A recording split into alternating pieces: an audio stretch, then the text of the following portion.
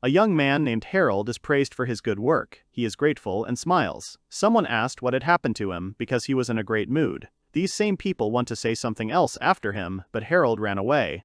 Harold looks very happy. He is in a hurry somewhere, and at the same time smiles broadly at his joyful thoughts. It turns out that his own house is waiting for him, which was finished building only yesterday. This is his cherished house. However, Harold was in for a terrifying surprise. His wonderful brand new house is in great danger. A fire started and Harold's house caught fire. Bright flames enveloped the beautiful house, and Harold fell to his knees in despair, unable to believe it. When Harold saw what was happening to his brand new dream home, he became hysterical. He cries in 3 streams and screams loudly that his house is on fire, but as they say, the goddess of luck comes to someone who has had a misfortune.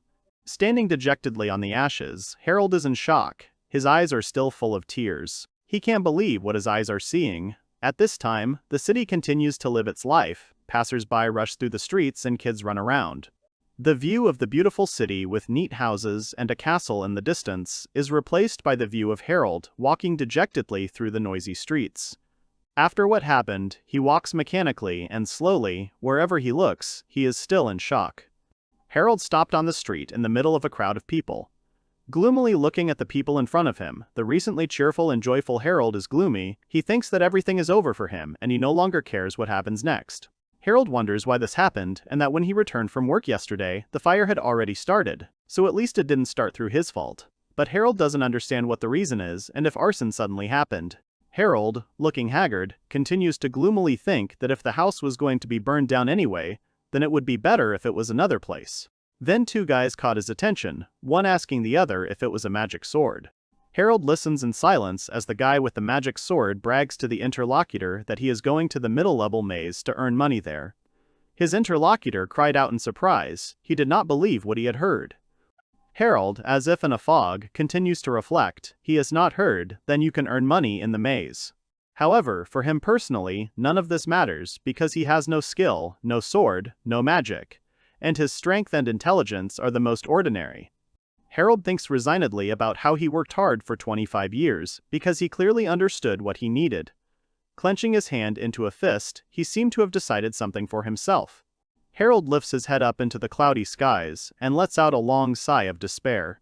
He says out loud that he wants money. He is sure that if he had enough money, then everything would not be so deplorable. Remembering about the money, Harold sighs thoughtfully and asks himself how much money he has left in his account. Entering the bank building, Harold turned to a specialist, and the girl at the counter mildly informed him that his balance was 15 million. Harold looks gloomily at his bank statement and reflects that 15 million is a month's salary for a simple worker. And that's all his condition at the moment. He doesn't know what else to say because he's worked so hard so far. Harold recalls that earlier, in addition to his main job, Harold also had such difficult times when he collected mountain wild plants and medicinal herbs and then sold them in bulk. Continuing to remember, Harold fatally thinks that in the end, the money savings from his hard work amounted to 2,000 million, and for the most part, he spent them on building his dream home. Closing his eyes, Harold stated that he did not like the state of things in which he found himself. Still indifferently, he informs the bank employee standing in front of him that he will withdraw all the money he has from the account. Having emptied his bank account, Harold again slowly wanders through the crowded streets of the city. He thinks that even though he doesn't have much money left, he's still going to use it right now. Smiling sadly at his very unhappy thoughts, Harold drooped. He lowered his head and seemed about to cry again. He thinks distantly that because of the fire that has occurred, he is now in complete despair. Suddenly, Harold raised his hands in the air as if he was in a deliberately joyful excitement. Apparently, he decides that since this has happened, he will not be discouraged, but will go and eat something delicious. Then his gaze fell on some kind of sign on the side of the street. He looks at it in surprise and automatically thinks that maybe he should dare to gamble in order to get money. However, it turned out that the sign that attracted Harold's attention says that there are no gambling games here, but the place of the slave auction. Harold continues to stand by and ponder what he should do. Finally, Harold realized the meaning of what was written on the sign, near which he had been standing for some time. He is surprised by what is written there. Even in this country, he had heard more than once about deals with slaves, but such auctions were rare. Noticing that Harold was thinking on the threshold, the auction manager turns to him, who greets him and informs him that he has come to a great place. He asks if Harold will participate in the auction. He was taken aback and did not know what to say. When Harold heard the auction manager's offer, he became worried. He leaned back and began waving his hands and hastily protesting, telling the steward that he did not have the money to buy a slave at auction. Harold immediately thought to himself that a slave is an object of luxury, and the price for some does not fall below 200 million. Harold is very surprised that the manager offered him such a thing, and what he thought of him, he is far from wealthy. The auctioneer spread his hands as if startled by Harold's words. He asks him not to say that, because the price of some lots at auction starts from 1 million, and if he's lucky, the deal may be profitable for him. Harold automatically asks the auction manager if the price of the lot will not increase in this case, and he waved his finger and cunningly replied that it depended on whether Harold would have competitors for the lot he liked. The manager continues and informs Harold that sometimes everything depends on the starting price, and if it is low, it will have a bad effect on the organizers. But this, according to the manager, is the most interesting thing in his profession. The auction manager once again asks Harold for permission to say something and enthusiastically informs him that everything will definitely be fine even if Harold just goes inside to look and does not buy anything. It seems that Harold has finally been distracted from his trouble. He squinted thoughtfully, thinking that it would be nice to just look. After all, it doesn't really matter if he buys something there or not. In general, it's interesting. Harold carefully asks the steward if he needs to pay for admission. The auction manager is incredibly glad that Harold is interested. He pats him on the shoulder in a friendly way and informs him that there is no need to pay for admission. He invites him in. Visitors can see a spacious hall with an elevation and a stage. Heavy curtains are visible on one side of the stage. All kinds of people, both men and women, are sitting around. Finally entering the door, Harold looks around. He is a little confused and at the same time surprised that he was here, but he immediately realizes that this hall full of people with a stage in the middle is the place for the auction. Harold, entering the door, even froze in surprise, trying to realize where he had just got to and what was happening in the hall. He stands and looks around, probably not knowing how to behave further at this event. Suddenly, Harold saw one empty seat among the crowd. It looked like it was the last one. Still looking around in surprise, Harold sat down and realized that the manager had called him, since the lack of available seats supports the competitive spirit. Harold looks around in surprise, and suddenly hears the voice of the auction manager, who addresses the ladies and gentlemen present, and thanks them for taking the time and deigning to attend their auction. Bowing, the manager informs them that they are a group that travels the world, finds interesting lots, and then puts them up for sale at auction. The manager said that he guarantees that there will definitely be something that they will all like. Harold, sitting in his seat a little away from the stage, listens to a talkative manager who tells the specifics of the auction. He automatically thinks that the manager is a traveling merchant. Harold was momentarily enveloped in sad thoughts about recent events. He smiles sadly and thinks that since his precious house burned down, then why doesn't he try to travel the world like this in search of adventure and money? Meanwhile, the manager continues to talk about how the auction is going on and informs the assembled public that after the presentation of the lot is over, he will begin to accept cash bids from those who want to own it. The auction manager once again politely bowed to the audience and cunningly winked at them from the stage and informed them that the right to purchase the named lot would be given to the one who would raise his hand and offer the largest amount of money. The manager seems to have finished explaining the rules of the event. He theatrically spread his arms out to the sides and informs the audience that their auction is starting and the manager is about to announce what the first lot is. First of all, the manager brought a girl on stage in a very revealing outfit. Harold, seeing her, screamed in amazement and stared at her without taking his eyes off her. The girl who came out first turned out to be none other than an elf. This is a lovely forest beauty. The manager informs the amazed audience that elves are very rare in large cities, and that's why she is truly amazing. Harold forgot about everything. He opened his mouth in surprise and continues to stare in amazement at the elf girl standing on the stage. He wonders how it could happen that someone like her ended up at such an auction. The manager describes the advantages with knowledge. She has excellent looks and is also proficient in magic and the ancient elvish language. No matter who you are, an aristocrat, a merchant, or a hero, you will not find another like her. The auction manager has finished describing the lot. He slyly winks and greets visitors, and then loudly announces that the starting price for the lot just described is 200 million.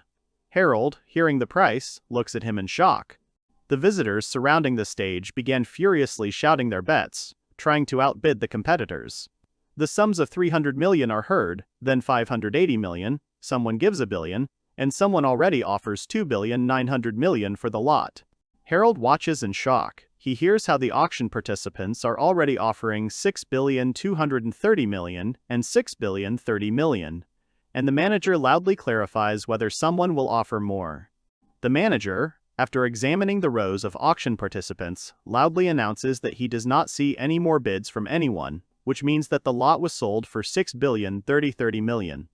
The steward announced the winner of the joyfully smiling man in armor. The manager continued his auction further, and Harold thinks it's all incredible. Yes, she is undoubtedly very beautiful and unusual, but Harold somehow did not notice any special value in her. The manager also continued the auction. The people surrounding Harold shouted and called 150 million, then 300 million, then 400 million, then 500 million, then 800 million. Harold listens wearily as the manager shouts, and as the visitors who have dispersed echo him. The sums instantly become prohibitively huge, and that's how the roof will go. And so the manager loudly announces that the final lot is about to be held. When Harold heard that the manager was about to show the last lot, he was relieved that it was finally over. But then Harold cried out in extreme surprise, because the last lot turned out to be extremely unusual. The reason for everyone's shock and surprise was the fact that the last copy that the steward presented was a dark elf. The manager, very encouraged by the success of the event, loudly asks if there are any interested parties. Meanwhile, the dark elf stood listlessly and listened to the steward introduce her. She did not say a word and did not look at the audience in the hall. Probably she was not very interested in what was happening. The people present, who had recently participated so emotionally during the auction, fell silent in amazement. There is a mixture of surprise, shock, and fear on their faces. When the first shock passed, the people in the hall began to talk, anxiously asking each other if this was really a dark elf. It is believed that if you contact someone like her, you can even lose your life. The manager, who was already mentally preparing to hear the joyful hum of the enthusiastic crowd, was very surprised when he heard what they were saying about her there. The people in the hall continue to mutter discontentedly, and Harold thinks that the elves have been opposed to the rest of the world for a long time, and that he can understand the fear of these people, because dark elves are creatures that bring misfortune to anyone who contacts them. Harold remembers from childhood that many children's parables and educational techniques are based on this myth about dark elves, and that in his country, adults have a widespread legend that dark elves come to naughty children and bring them misfortune. Looking thoughtfully around, Harold thinks that dark elves are even rarer than ordinary ones, but many people do not know about this.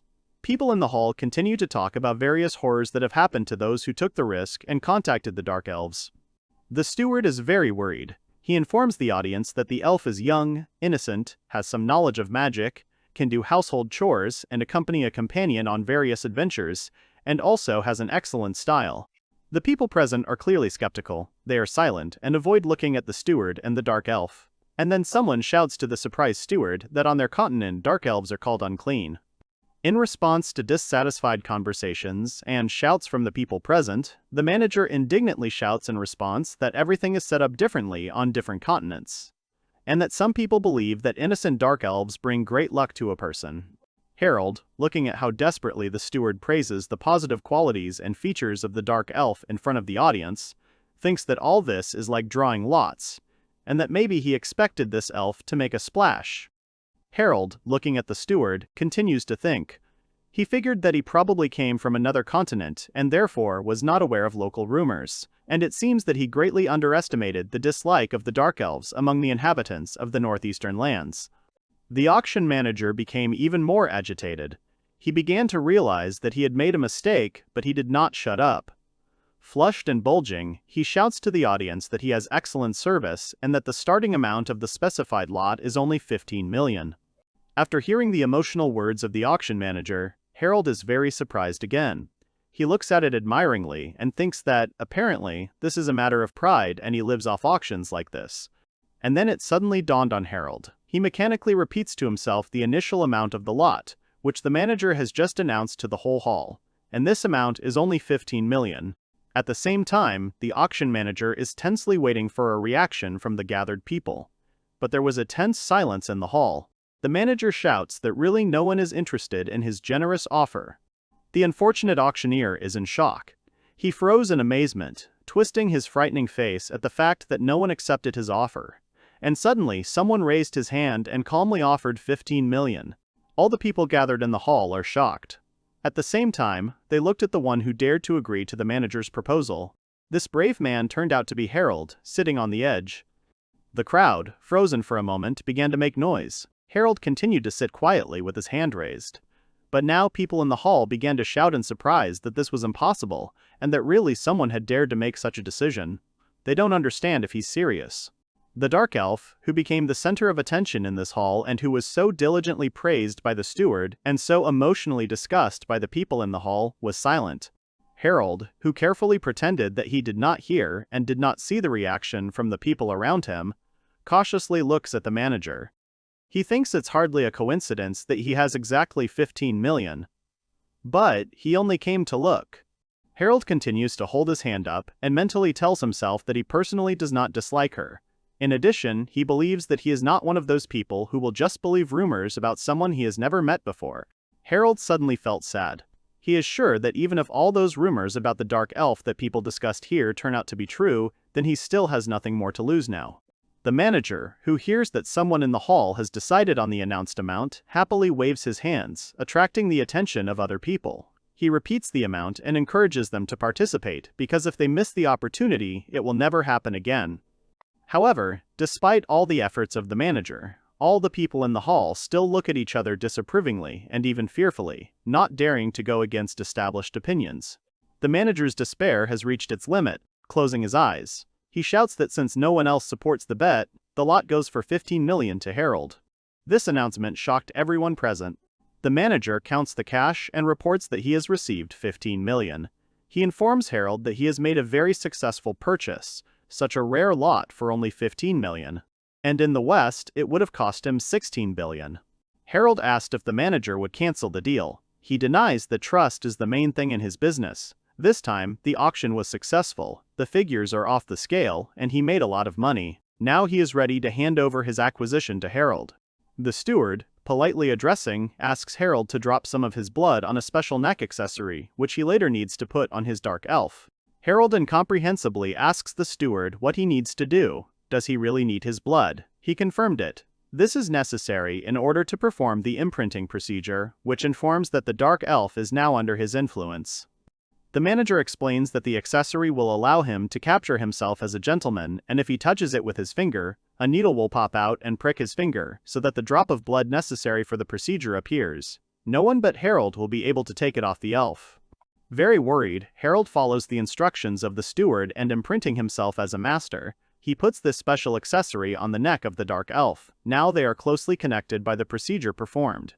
Harold looks straight into the eyes of the Dark Elf and calmly explains to her that as soon as he put this accessory on her, he became her master. The Dark Elf, on the other hand, looks at him wide-eyed and agrees in amazement, thanking him for this. The Dark Elf, who had not shown much interest in what was happening before, now attentively and in surprise, examines herself and the accessory that the man who called himself her master had just put on her. Smiling amiably and looking at the Dark Elf standing in front of him, Harold, as if by the way, informs that he still does not know her name. The Dark Elf started in surprise. The Dark Elf is very confused. Apparently she is still in shock from everything that is happening, but at the same time, she can't take her eyes off Harold. She hesitated a little while looking at him, and then tells him that her name is Atie. Still smiling amiably, Harold slyly winked at the young Dark Elf with whom he was now connected, and replied that her name sounded very cute, and that his name is Harold. And his full name sounds like Harold Smith. A Dark Elf named Atie looks at him with open eyes and thoughtfully calls him Harold-sama in her own way. Then she suddenly looked at him even more intently and seemed to want to ask him something, but did not dare to do this audacity. But Harold still noticed how the Dark Elf, Atie, had been staring at him for some time without taking her eyes off him. He stopped in surprise and after a little hesitation asked her what was the matter, maybe something had happened to her. The young Dark Elf, Atie, was terribly embarrassed when she realized that Harold had noticed her curiosity directed at him. She hurriedly turned away, saying that she was fine. Harold thought about it, but she suddenly said that she was glad that he was good. It seems that for the first time since the vicissitudes of fate brought Harold together with this unusual girl from the Dark Elf race, she smiled, looking directly at him and not at all afraid of it. Harold himself also suddenly thought about it. He suddenly realized that despite the fact that his dream house burned down just yesterday and he lost everything along with it, things were not so bad. His life has changed quite abruptly, and he completely unplanned acquired a young companion from the dark elf race named Atie, with whom he is still connected by the imprinting procedure. Harold's hands suddenly appeared on the sides of the surprised dark elf Atie, and deftly threw a hooded cloak over her, which very successfully covered her exotic appearance from prying eyes.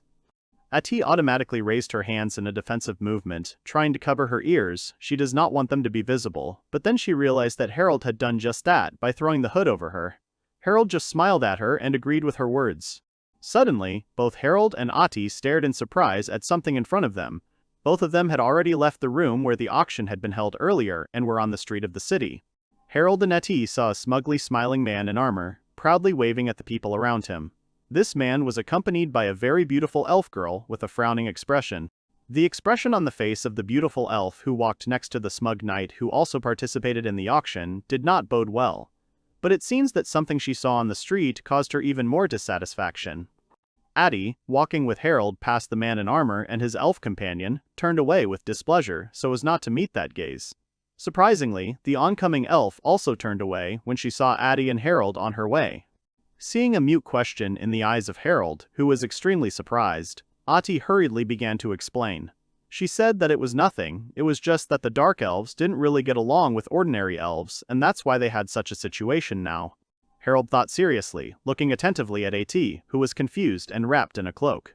He reflects that it could probably be something personal, or perhaps this dislike has to do with the entire race of dark elves in general. However, this is not all. Harold fell into even more serious thoughts. His face betrays how painful these thoughts are for him. He doesn't know what to do next. He would really like to go home now, but it can't be done by itself. Atie was distracted from her thoughts about meeting an ordinary elf right on a crowded street and looked attentively at Harold, and he hesitantly tries to begin explaining his living situation and mumbles something unintelligible. Embarrassed, Harold tells Atie that they can't go to his house because his house burned down, and he spent his last money at an auction where he met young Atie. Therefore, you will not be able to stay in a hotel either. Suddenly, Harold had an idea. He happily informs Atie that he remembers that there is an old abandoned hut at the foot of the mountain where no one lives, and he suddenly thought that today he and the dark elf Atie could spend the night there. After listening attentively to his master Harold's confused explanations about the state of things, Atie tells him that there is nothing wrong with that. She stares at him intently and continues to wrap herself in his cloak, given to her earlier in the city. Harold stopped, startled, as if he had realized something. He looks very carefully at the nondescript, but at the same time too open outfit of the dark elf Atie, which makes her feel not very comfortable. The whole outfit of the young dark elf so consists of a cheap dress, bracelets, and the very cloak that Harold threw on her when they left the auction. With a truly childlike directness, Atie asks Harold what is wrong. Now it was Harold's turn to be embarrassed. He realized that his examination had been delayed. He hurriedly took his eyes off her body and informed his companion that everything was fine, but he thought he should buy normal clothes for her. Young Atie looked at her clothes in surprise. She thoughtfully feels the dress and seems to evaluate what she is wearing. After a short pause, she tells Harold that in her opinion, buying new clothes for her is not necessary at all.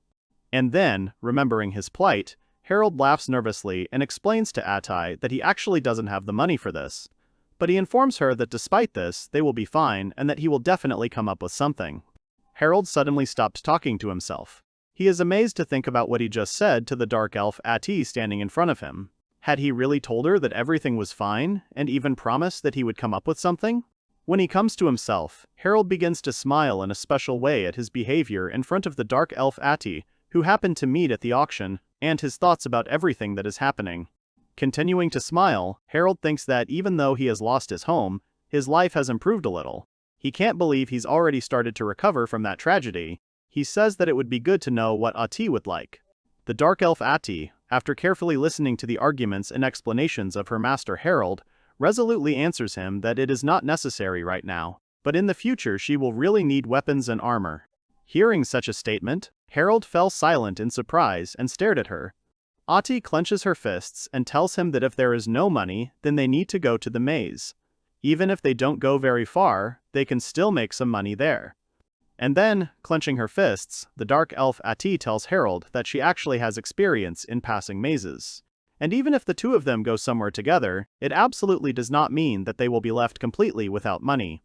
Startled by her words about the maze, Harold began to recall the words of the steward that the dark elf owns magic and has experience in passing mazes, and also about the conversation between two guys that you can earn money at the middle level of the maze. A little embarrassed, Atie says that it is already obvious to her that dark elves do not really fit into these places. Therefore, she dared to assume that in this case, it would be problematic for her to simply work for the benefit of Mr. Harold here. Abruptly turning around, Atie asks Mr. Harold to watch her actions. She quickly bent down and deftly picked up a suitable-sized pebble from the ground. Harold remained silent. With an elusive movement, a small dark elf named Atie made an incredible maneuver, swung and with a clear practiced movement threw the stone she had picked up into the sky, instantly knocking down a bird flying by. Shot down by a young dark elf, the bird fell from the sky straight to the feet of Harold, who was struck to the depths of his soul, who could not even utter anything. He just stood there and watched this unexpected maneuver of his companion. Continuing to stand and stare with bulging eyes at the downed bird lying at his feet, Harold finally asks in shock if his companion is joking that she has such impressive skills in his opinion. The dark elf anxiously states that it turned out to be quite awkward for her, and therefore managed to catch only one bird. If she had some kind of weapon, such as a bow, she would have hooked at least 3 birds at a time. Harold thinks he will learn a little more about magic, and that Atie will be able to survive in the maze. He suggests that she start preparing, but even if she is confident in her abilities, it is dangerous there, and that she should return if it becomes difficult for her there, because the main thing is to survive. Harold says he doesn't want to get hurt himself, so you need to be careful. In response to his concern, a confused Atie smiles and says that Harold-sama should not worry, she will definitely protect him. After finishing the conversation, they set off on their way. As he follows her towards the forest hut, a smiling Harold confusedly thinks that this is the first time he has seen the smile of his dark elf named Atie. Suddenly, Harold had a shocking thought.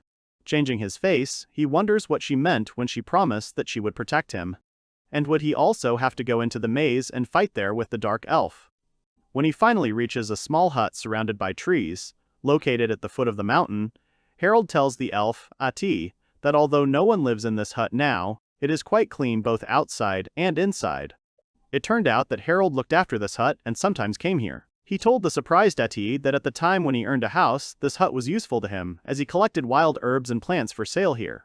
The dark elf Atie listened to Harold and, clenching her fists, seriously informs him that she will immediately cook something for them to eat. There are dishes and a stove in the hut, so Harold agrees with the proposal of his young companion Atie. Tired of the mass of emotions and events of today, the dark elf Atie curled up after eating and fell asleep near the stove. Obviously, she was very tired of everything she had gone through during this difficult day for both of them. Harold smiles contentedly at how peacefully she sniffs. Deciding to take care, he carries a blanket to carefully cover the sleeping young elf, with whom he was connected by the unexpected and strange events of that day. Suddenly, the dark elf Atie shuddered and instantly woke up. It turned out that her sleep was very light. Blushing, she stared blankly at Harold, who came up to her, which seemed to confuse him as well. Harold is worried. He smiles guiltily at the dark elf Atie and asks if everything is okay, and immediately informs her that he actually wasn't going to do anything strange with her, he just brought a blanket to cover her up. Frozen for a moment in surprise, the dark elf Atie confusedly thanks Mr. Harold for his concern for her. Obviously, at first she was afraid of what might happen. When the dark elf Atie realized that everything was fine and that Harold just wanted to take care of her, she fell asleep again, covering herself with the blanket he brought. And Harold smiles again, looking at her and stating that she seems to have fallen asleep again. Looking at the back of the dark elf Atie sleeping near the stove, Harold automatically thinks that she is probably still afraid that she may be attacked at any moment. And if that's really the case, then he needs to be even more careful. Very carefully removing a strand of hair from the face of the soundly sleeping dark elf Atie, Harold thinks that she is still afraid that someone might touch her. He also thinks that since she is a servant, she should be partly prepared for such a turn. Harold continues to stare at the serene expression of the sleeping young dark elf named Atie in front of him. Her bangs cover part of her face, and she wears the same accessory around her neck that connects them to Harold. After looking at the sleeping young elf's face too much, Harold became very confused about his thoughts. He shuddered, made a face and ruffled his hair, as if to ward off unnecessary obsessive thoughts about the dark elf. There is a sound above the trees. It sounds like the trampling of many armored feet. They're making a noise that's getting louder. Hearing him, the dark elf Atie woke up, and Harold tensed up. A whole squad of armored warriors is indeed moving through the forest in an unknown direction, whose loud trampling has alarmed birds and animals, as well as disturbed Atie and Harold, who are still in the forest hut. Harold, who got out, decided to see what the noise was, and, under the cover of the trees, he quietly watched the people walking. It turned out to be a squad of Imperial soldiers. But Harold hasn't heard anything about it. I wonder what's going on in the east. Returning to the hut, Harold told them all about what they had seen nearby in the forest when Atie woke up. He doesn't quite understand what's going on in the Empire right now, and whether what is happening will eventually escalate into a full-scale war. At breakfast, the dark elf Atie sits on the floor and listens attentively to Harold's story about what he saw in the forest and about his concern about life in the country. Then she tells him that everything she has heard from him now is even a little frightening. Harold is surprised that something like that can scare her. He looked at her and thoughtfully asked that perhaps his dark elf companion Atie would like to go with him to some other place, away from here. Elf Atie was confused by this question. She hesitantly clarifies whether Harold is sure that this is even possible. Harold smiles at her contentedly. He's sure. He replies that everything is fine, but they need to earn money to travel. Harold asked the dark elf Atie again if there is any specific place where she might want to go on a trip. Elf Atie closed her eyes and thought about the answer. She was just silent for a few minutes. And suddenly, as if deciding on something important, she leaned forward a little and looking fervently at Harold asked him that if this could be done, then she would really like to go to the southern part of the continent, namely to the Astarte Canyon. Harold replied that in that case they would go there. He thinks that the most profitable way to get there is by ferry, and that if he wants to make money in the maze, then he needs Atie, but all he has is his late father's spear. The dark elf Atie, looking intently at Harold, asks if he is not interested in finding out what is there. He squinted. Yes, since she's brought it up, he agrees that it's true. He's really interested in finding out what's in the maze. And then, looking at the elf Atie, Harold decided something for himself. He carefully sat down next to her on the floor, which caused her surprise. He calmly clarifies that Atie is now his servant. She hesitated a little with surprise, but it's true, which she agrees with. Suddenly, Harold stroked the dark elf Atie's cheek, causing her to blush, and said that in that case, Atie could not just leave him. He gently took her chin and informed her that he was not going to let her go from him. And after these words, Harold approached and softly kissed the confused dark elf Atie. Suddenly he became embarrassed, jumped up abruptly and ruffled his hair and said that the point was that if she wanted to say something, then let her say it, because she was very important to him. The dark elf Atie, completely taken aback by what was happening, sat in a stupor for several moments. And then there was an explosion of emotions, and the whole range of feelings from Harold's kiss began to be read on her face. Harold, also confused, squinted while Atie tried to put his thoughts in order and say something intelligible. Blushing madly with embarrassment, she asks him if his words mean that she is important, that she is no longer just his servant. Harold decided to keep silent for now and stands with his back to the elf Atie, and she, also without looking at him, continues to sit and comprehend what just happened between her and Mr. Harold. The eyes of the young dark elf Atie were clouded with either embarrassment, delight, or even shame.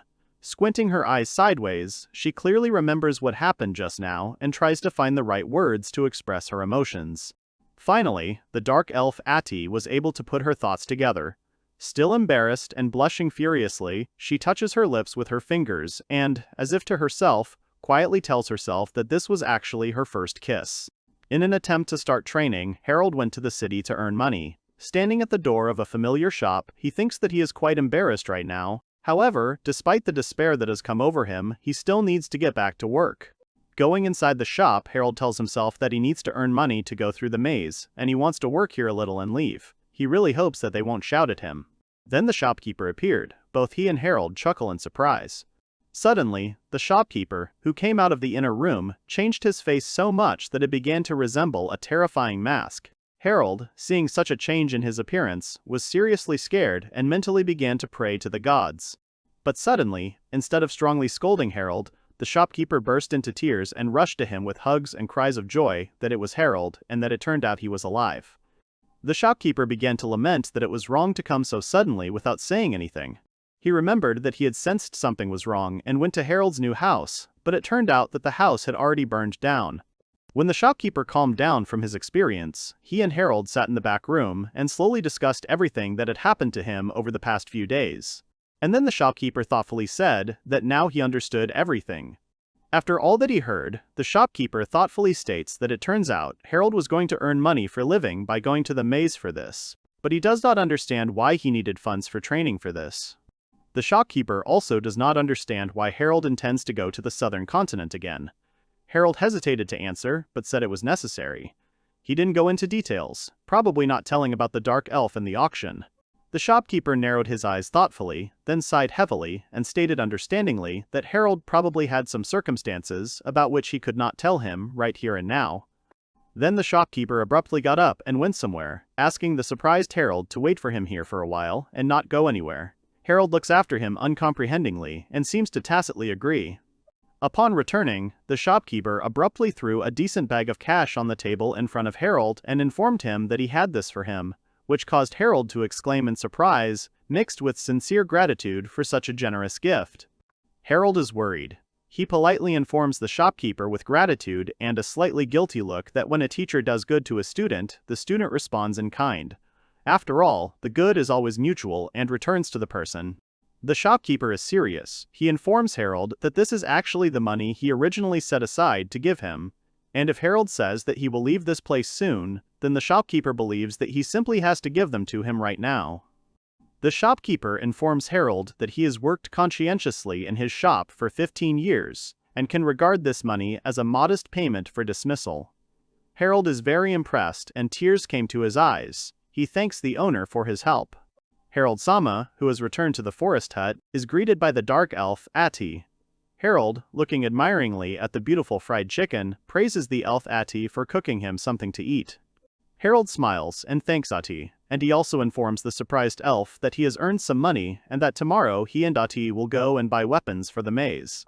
And to top it off, he said that he brought Atie a small present and immediately handed it over. Atie looks at the gift from Harold with surprise and admiration. It turned out to be a cute little hat. Harold explains that this hat is needed to hide the ears from prying eyes. Or maybe she would like to have some other hat. Dark elf Atie, looking confusedly at the smiling Harold's face from under her new hat, is slightly surprised. She thanks him a little haltingly for the beautiful gift, saying that she likes everything and that she will take care of this hat with all her might. The next day, Harold and his dark elf Atie came to the gun store, where they immediately faced difficulties choosing weapons. After all, each of the presented models has its advantages and disadvantages. Harold doesn't even know what to say. The dark elf, Atie and Harold carefully examined the assortment of weapons that are hung on the walls and placed on the counters in the gun store. There are absolutely different weapons available for all occasions and needs. Having properly reviewed the entire assortment presented in the store, a dark elf named Atie confidently tells Harold, who is confused by the large selection, that she has already made her choice based on what they have here. Skillfully holding a rather serious weapon with an optical sight in her hands, the dark elf Atie informs her master Harold that this type of weapon is suitable for them for their upcoming trip to the labyrinth. Standing at the counter with the seller staring at her in surprise and confidently holding a rifle with a telescopic sight in her hands, the dark elf Atie confidently informs Mr. Harold that she has definitely decided and wants this version of the weapon. The smiling salesman in the shop seems to approve of her choice. He inquiringly asked if she really needed this sniper rifle, and if so, it will cost Harold and her an amount equal to 50,000. Harold is pleased that she likes everything, but he thinks that Atie could have chosen a more expensive weapon. But the dark elf thoughtfully replies that the price is one of the reasons she chose this type of weapon to go into the maze. Atie tells Harold that she really wanted a firearm. Glancing sideways at the wall with the weapon, she adds that the magic bow will certainly be stronger than ordinary firearms, but the point here is different. Harold automatically looked at the wall with magic bows and was shocked to see that they were worth 6.8 million. Atie looked knowingly at the wall with bows and said that firearms have a plus, because they have power even if they are cheap. Atie continues to reason and tells Harold that although they will still need ammunition for the weapon she has chosen, the final price will still match the quality, especially if they do not waste it in vain. The disadvantage of the rifle is that it is very loud, and it is more difficult to aim from it than using a bow for this purpose. She says that yes, the rifle has flaws, but they can improve the parts that make sound, and Atie is by nature a pretty good marksman. Harold silently watches how smartly and enthusiastically the dark elf Atie tells him about the disadvantages and advantages of the different types of weapons that are presented in the store. And he was surprised to realize that she was talking to him so calmly now. Harold realized that it looked like his dark elf companion, Atie, despite her youth, was interested in weapons and therefore was so happy to talk about this topic. Thinking about all this, Harold smiled again, and a blush entered his cheeks. Harold informs Atie, flushed with pleasure, that since she has decided so, then they take this sniper rifle with a telescopic sight.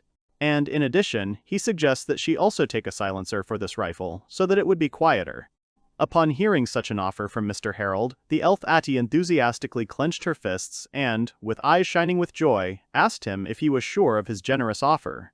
To which Harold naturally replied in the affirmative. Standing at the counter, Atie politely bowed her head in front of Mr. Harold. She confusedly thanks him for his generosity and promises that she will definitely be useful to him, having all the things that he has chosen for her now. Finally, Atie and Harold finished choosing things, and their shopping list included items such as a sniper rifle for 50,000, 20 sets of cartridges for 20,000, cartridge belts for 20,000, leather gloves for 10,000, and a silencer for 80,000. Harold watches the dark elf Atie with a satisfied expression on her face, who appeared already in full gear and a new dress. She slung a sniper rifle over her shoulder. Atie happily announces that everything is fine and that she is ready to go. Suddenly, the elf Atie turned back and was a little embarrassed to realize that her master Harold was silently standing behind her and just waiting for her to finish with her preparations for going into the maze. Harold is still smiling at his thoughts. But Atie sees that his clothes and equipment are now clearly different from hers. Harold is really very simply and inexpensively dressed, and he has only his father's old spear with him. Desperately embarrassed, the elf Atie tries to start a conversation about their appearance. She says that Harold-sama is in fact her master, and she is his servant. But at the same time, he looks inappropriate for his status. Harold seems surprised by such a statement. From the dark elf, he looks at her blankly, trying to figure out what she means. Atie continues, saying that he could pay attention to himself when he was looking for the best accessories for her. Harold finally understood what his elf companion was trying to tell him. He raised his hand in a conciliatory gesture and says that since their budget is still limited, in such a situation it is better to first supply her with weapons and equipment, since she has some experience. He calms Atie down, saying that if they have money left, then he will buy something for himself. She asks him again if he is sure of this. Harold thinks he's sure, but he also understands that all his current stuff is just an outrage. Clutching his simple weapon with both hands, Harold tries to assume a fighting pose with a smile. He realizes that his spear only looks sharp and dangerous from the outside, but this is not the case. However, unlike Atie's equipment, his weapons can also be cheap. Harold realizes that he is weak as a warrior, so such a spear is the only thing he can use. But such weapons will break down quickly in the maze. Moreover, Harold is not sure that he will even have a chance to use it there. Standing next to Atie, Harold thoughtfully tells her that, in fact, the kingdom itself controls the maze where they are going with her. After all, such a place with a lot of monsters threatens the well-being of the entire region. Harold continues the story, telling Atie, who listens attentively, that people who explore this maze sometimes become owners of the treasures of demons that they found in the maze. Their goal is to destroy as many different monsters there as possible so that they do not get out of the maze and do not threaten the peaceful existence of the kingdom. After finishing his explanatory speech about the little that Harold knew about the maze and its dangers, he looks at Atie and says that this is about how things are where they intend to go. Harold thought about how he would really like his father to tell him more about this maze and its features and the dangers that can await a person there. Harold remembers his childhood and training with the spear. And although he tried hard, his father always told him that he was not very capable. And that's why Harold was always sure that the maze and the battles were definitely not for him. Harold sadly recalls that his late father lived for the sake of exploring this maze, and that because of this he was very widely known among the population. And Harold also remembers that one day, 15 years ago, his father, as always, went to the maze with research and did not return. And not returning from the maze only meant that the person died there. The purpose of his father's research was to get to the deepest place in the maze, but Harold would really like his father to earn money in a safer way. And what could you expect from going into a narrow maze with a spear in your hands? As a child, Harold was always weak and frail. And when his father disappeared in the maze, his mother couldn't stand it all and died too. That's how Harold was left alone. Harold sadly remembered how he had recently asked the elf Atie not to risk herself in the maze and return if she felt that she could no longer cope. And now he hasn't even entered the maze yet, and already he feels that he can't cope. Harold's sad thoughts about the past and the untimely death of his parents were interrupted by the voice of a worried Atie. She asks if Harold-sama's hair is all right. Harold realized that he was too carried away by the memories. He smiles and immediately reassures her, saying that everything is fine and thanks her for knowing so much. Atie is very embarrassed by his praise. Quite unexpectedly, these simple words of Harold and his next praise made the dark elf feel embarrassed. She clenched her fists and looked away, blushing again, asking him not to tell her such embarrassing things. Finally, Harold and the elf Atie reach the right place. Harold states with satisfaction that this is the maze. He is surprised how many people here want to enter the maze. Atie stares in silence, and then someone shouted loudly at them and asked them to wait. A man approached Harold and his companion Atie, and Harold realized from his outfit that this was a guardian who was watching the maze. He clarifies whether you need to pay for admission. The guardian informs them that admission is free, but he asks them to pay attention to one small problem. Harold and Atie don't understand what the problem is. The guardian says that the fact is that they recently found out that a very dangerous monster is walking around the maze. The guardian reports that they gathered the knights, but they did not find the monster, and since he did not show up anymore, the search was stopped, but you still need to be on the alert. Harold whispers something in Atie's ear. He asks what Atie thinks about it. She says that if there are one or two monsters, then maybe, and although she had made mistakes before, but not this time, she resolutely clenched her fist and suggests that he show more vigilance in the maze. Then someone screams about a monster and an imminent demise. Harold and Atie are surprised. They see a bunch of people coming to the entrance of the maze, pushing aside everyone on the way, including the guard. The newcomers, seeing Harold and Atie, consider them bad and suggest that they turn around and go home right now. One of the young men mockingly asks Harold what kind of spear Harold is holding, and that he really decided to go into the maze with him. Continuing to mock Harold, they compared him to the pioneer Edwin Smith. It seems one of them once admired him, but now he does not see the point, because Smith died. Harold is in shock. Are they really talking about Edwin Smith? But that's exactly the name of his late father, the maze explorer. Harold is thinking something about the names of the legendary pioneers, when suddenly, the same young man noticed Atie. He thinks she is very cute in this hat. Having lost all decency, he notices that she has a big uniform, and that he likes such girls. He brazenly suggests that she leave Harold, but suddenly, Harold's face changed terribly. Making a sharp lunge with his spear, Harold put the point directly to the neck of the impudent young man, which caused him to wheeze with fear and indignation. Making a scary face, Harold informs the screaming scoundrel that it's not enough for him to put his eye on his woman and finish him off. The accomplices of the young man stand nearby in shock. Harold is gloomy. He understands that everything led to this, and there is nothing to be surprised about. The thugs quickly back down and say they were joking, and that Atie is standing behind him and she is fine. Harold looks at Atie with excitement. Probably she was surprised and did not expect such a reaction. He mentally apologizes and hopes that everything will be all right. Removing the weapon from the throat of the insolent man, he informs Atie that in this case he simply could not remain silent. He suggests that she go into the maze already. She agrees. The insolent men whom Harold rebuffed stare after him in amazement. One thinks it looks like it's over, but the other is not sure. They think Harold is still a beginner, but they really don't want to mess with him again because he could have killed one of them just now. Meanwhile, Harold and Atie go to the maze. He smiles at her and says that everything will be fine because he is here, he is next to her. When they enter the maze, they cry out in amazement. It's quite impressive there. Harold casually asks if this is really the maze. Harold is delighted with how the floor and walls shine. Atie reports that it is the light of the labyrinth. Then she remembered something and addresses him by name, wanting to say something. Atie is embarrassed and says that she was very happy at that moment. Harold looks at her in surprise and asks again. Atie blushes and mumbles something about being surprised that he called her his woman, but Harold can't make out her words. He's just glad she's not upset. Suddenly, in front of Harold's surprised eyes, Atie sat down in a comfortable position and fired a quick accurate shot somewhere deep into the maze. Continuing to look deep into the corridor, she waits for a reaction, but it's quiet there. Then she tells Harold that she has injured someone there. He is very surprised. A little further down the corridor, they actually saw a defeated monster. She really got hit. And Harold says it's great, because he didn't even notice it. Atie is pleased with the praise, but it was a small monster. And she has naturally sharp hearing and eyesight. Harold knew she was capable, but not that capable. He asks if they can go further into the maze. Atie replied to the surprised Harold that she had somehow reached the middle of the maze, but she would not have succeeded alone. Then the monster croaked. Harold understands what she means. He asks if she had any friends before. She is silent, and he anxiously calls her name again.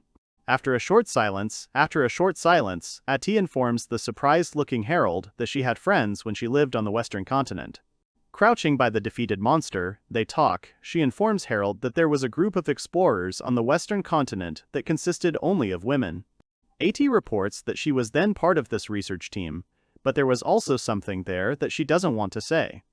Harold understandingly tells the confused Atie that he probably shouldn't have asked her, and that if she doesn't want to, she cannot talk about it. Atie looks gratefully at Harold. She thinks he is kind, but she thinks now is the time to tell him everything. She decided to briefly tell him about it.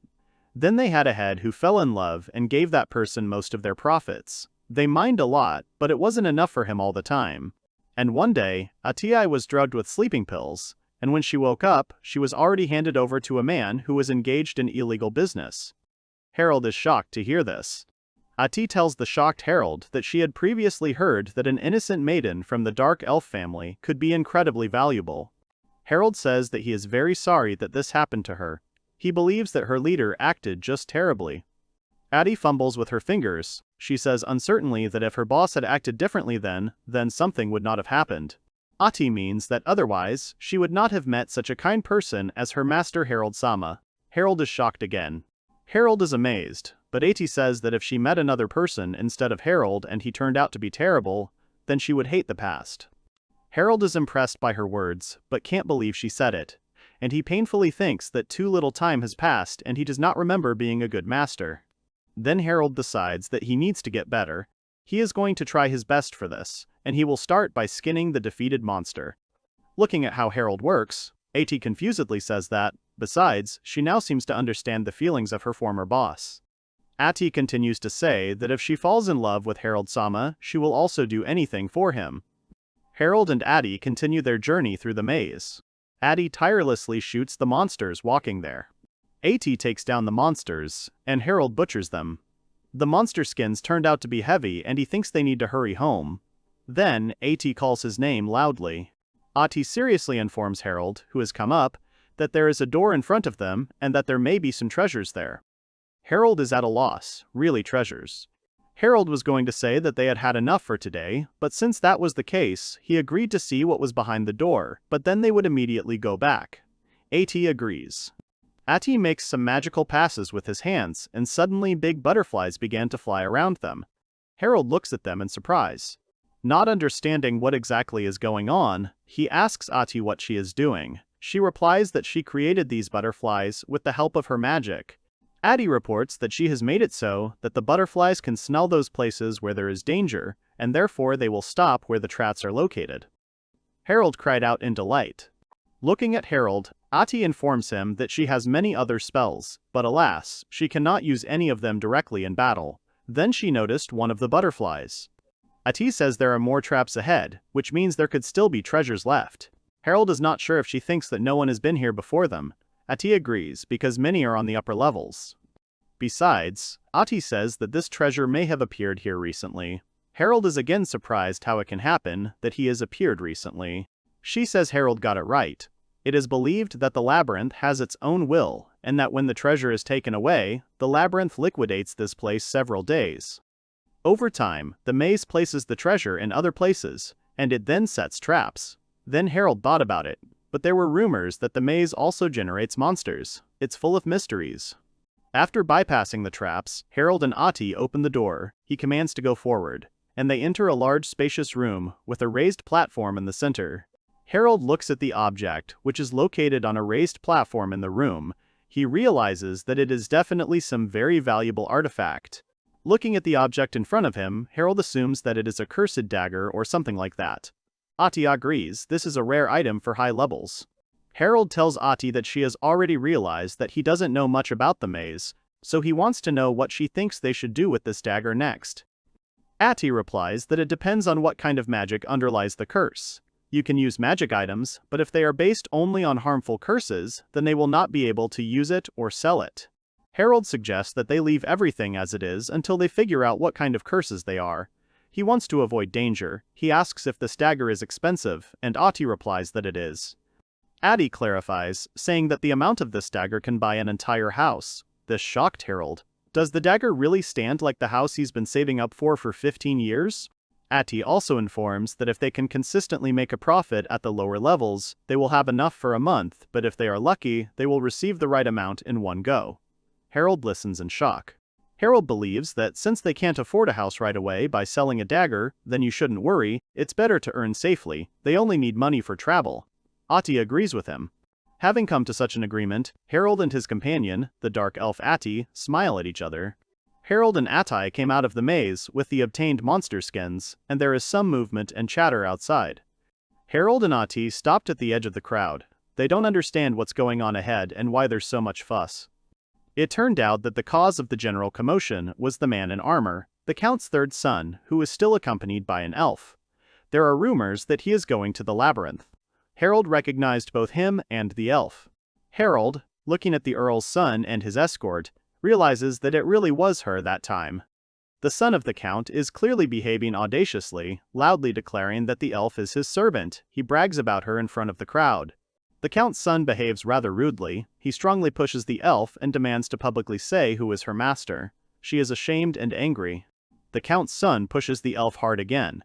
It hurts her, but she says that her master is the Count's son. He laughs loudly, continuing to brag to the crowd. Harold is outraged by the behavior of the Earl's son. He believes that he does not dare to do this and that the elf needs to fight back. But he immediately realizes that they are connected by the same procedure as they are with Atie, and this is impossible. The Earl's son continues to smugly boast that his elf is very beautiful and has magic skills. The cheeky son of the Count suddenly grabbed the elf strongly. He believes that she will not only be useful to him in the maze, but also entertain him in the evening. Intoxicated by the attention of the public, the Count's son declares that none of those present is worthy of the body of his maid, but he will allow them to listen to how she entertains him. Atie, standing in the back rows, tells Harold that there are too many people here, and she can't see anything that's going on there. Harold replies that she doesn't need to see all this and suggests that Atie leave here. She doesn't understand why, but agrees with him. Harold is unhappy with what he saw. Harold and Atie left the surroundings of the maze and the crowd, and headed to the city to sell what they had obtained in the maze. Harold and Atie arrived at the Naples Trading Company. Harold has dealt with them before, and he knows that they pay for everything they bring from the maze. He is greeted by an employee of the company.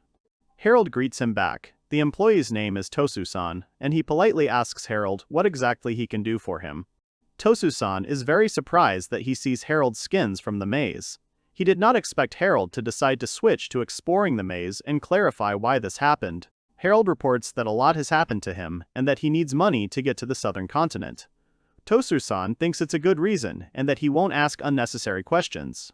Tosu-san estimated the skins brought by Harold at 1,500 each, for a total of 12,000. Harold is shocked by what he has heard and the high price. Harold is shocked to think that he was paid 7,000 a day, and here it is almost twice as much. He thinks that if it goes on like this, he will save money faster than he expected. Then he decides to ask Tosu-san something. Harold asks Tosu-san if he knows how much it will cost to get to the southern continent now. Tosu-san asked again and thought a little before answering. Sitting in the forest hut where they found temporary shelter, Harold and Atie eat. Harold thinks that they need 3 million for two to get to the west, and about 10 million if they go directly to the southern continent.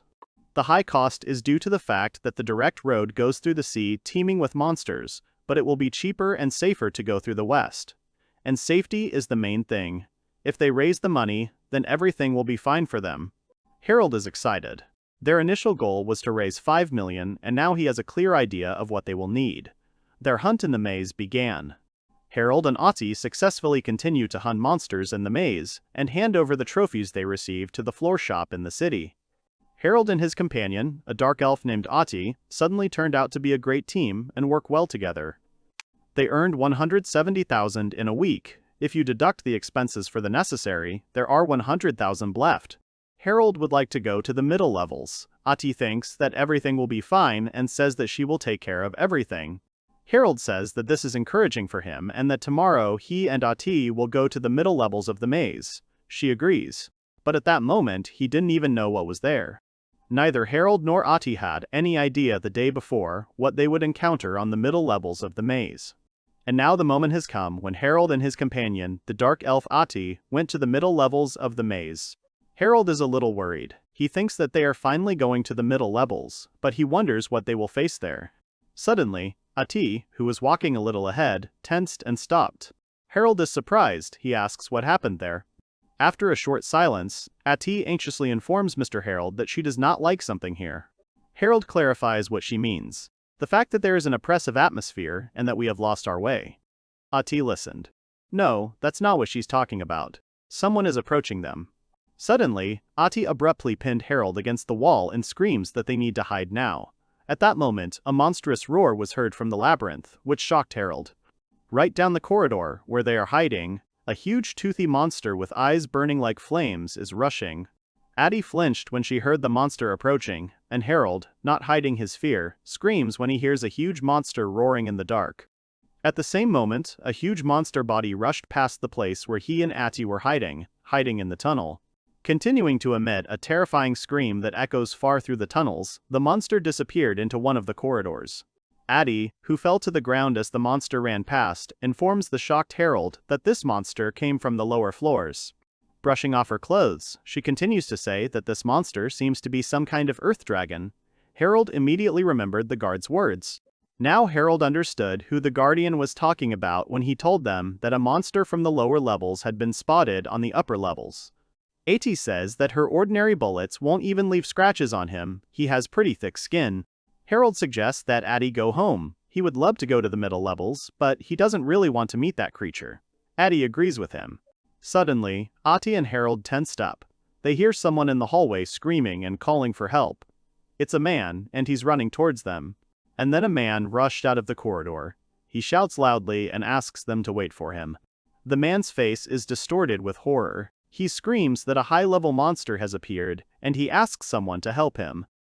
The man fell to his knees. He says that there were 4 of them, and that his companions hid in a crevice, but the monster found them. The man says that now this terrible monster near the crevasse is waiting for people to come out to devour them. Listening to the lamentations and pleas of the man who ran out, Harold thinks that he has already seen him somewhere before. And I finally remembered where. The man who is now desperately asking for help turned out to be the same arrogant bully who not so long ago bothered Harold and Atie near the entrance to the maze. But it's too late to go back and call for help. The man continues to beg, and Harold thinks that there are hardly many people who can defeat that monster. He understands a person's feelings, but it's reckless. Harold, looking at him, thinks that asking for help from those with whom he recently got into a bad situation is not very good. Harold says out loud that he's sorry. Continuing to plead, the man informs that several of them have children and that if they die in the maze, their children will be left alone. Harold froze. Harold instantly remembered his childhood and how he lived when he lost first his father and then his mother. The maze is directly related to the death of his parents, and for Harold, this connection means that the maze will again take away a parent from some child. Harold asks the man where his people are. He was surprised to clarify that he really would help him after all. Worried, Atie also didn't quite understand what Mr. Harold meant. Harold smiled at Atie and replied that the man claims that those people have children, and even though he really pisses him off, there's nothing to be done, we'll have to go help. Harold informs Atie that he wants to use his secret weapon and that she will take care of him when he loses consciousness. Atie shouts in shock after the fleeing Harold. She does not understand what secret weapon she is talking about.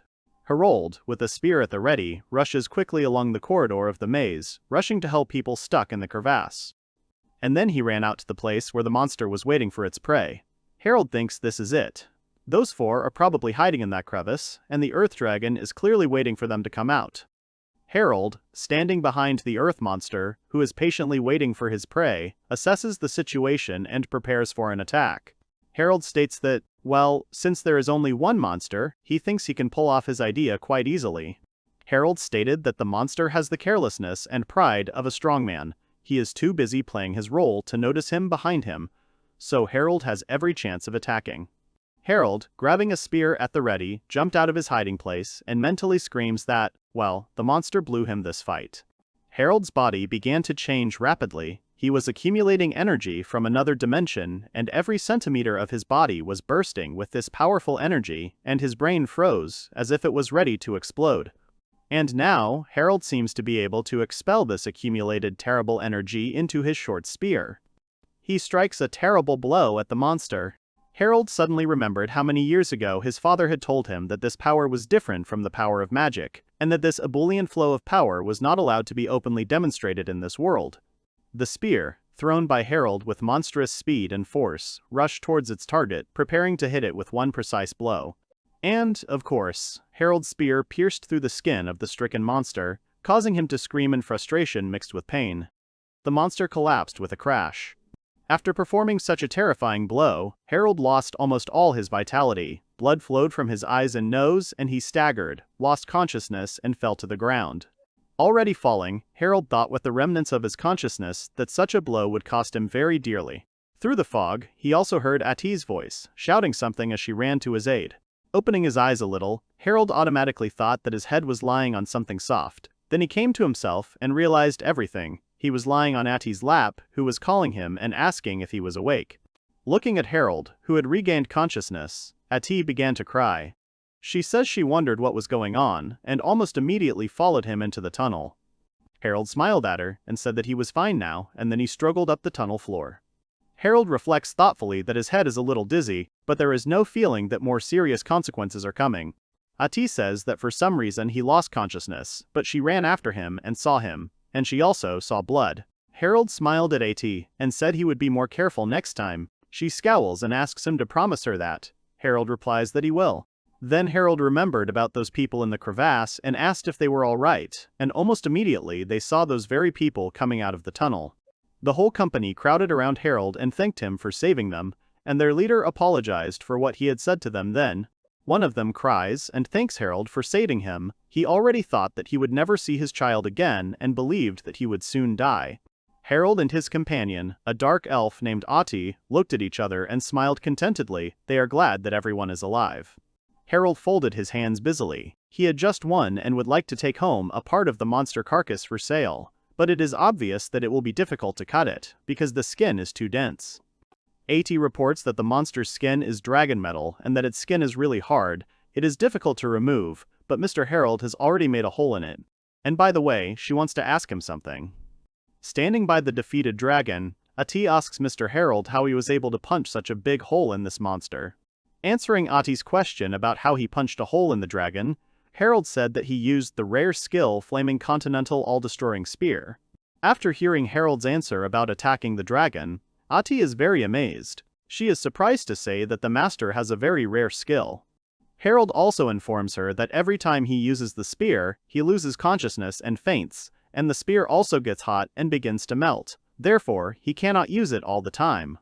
Atie remembered how he fell, and tears sprang from her eyes again. She, almost crying, begs Harold not to use this spear again.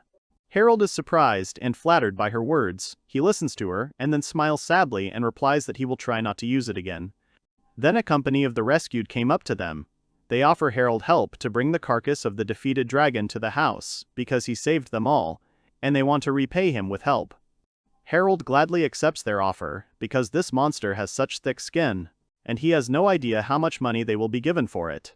In the company in Naples, where Harold brought his loot, he communicates with employees. He is informed that the average purchase price for the material that he brought them is quite a lot. Harold is informed that the cost of his production is exactly 13 million. Hearing such a sum, Harold went into shock and almost fainted again. Worried, Atie asks the shocked Harold if he is all right because he somehow changed his face.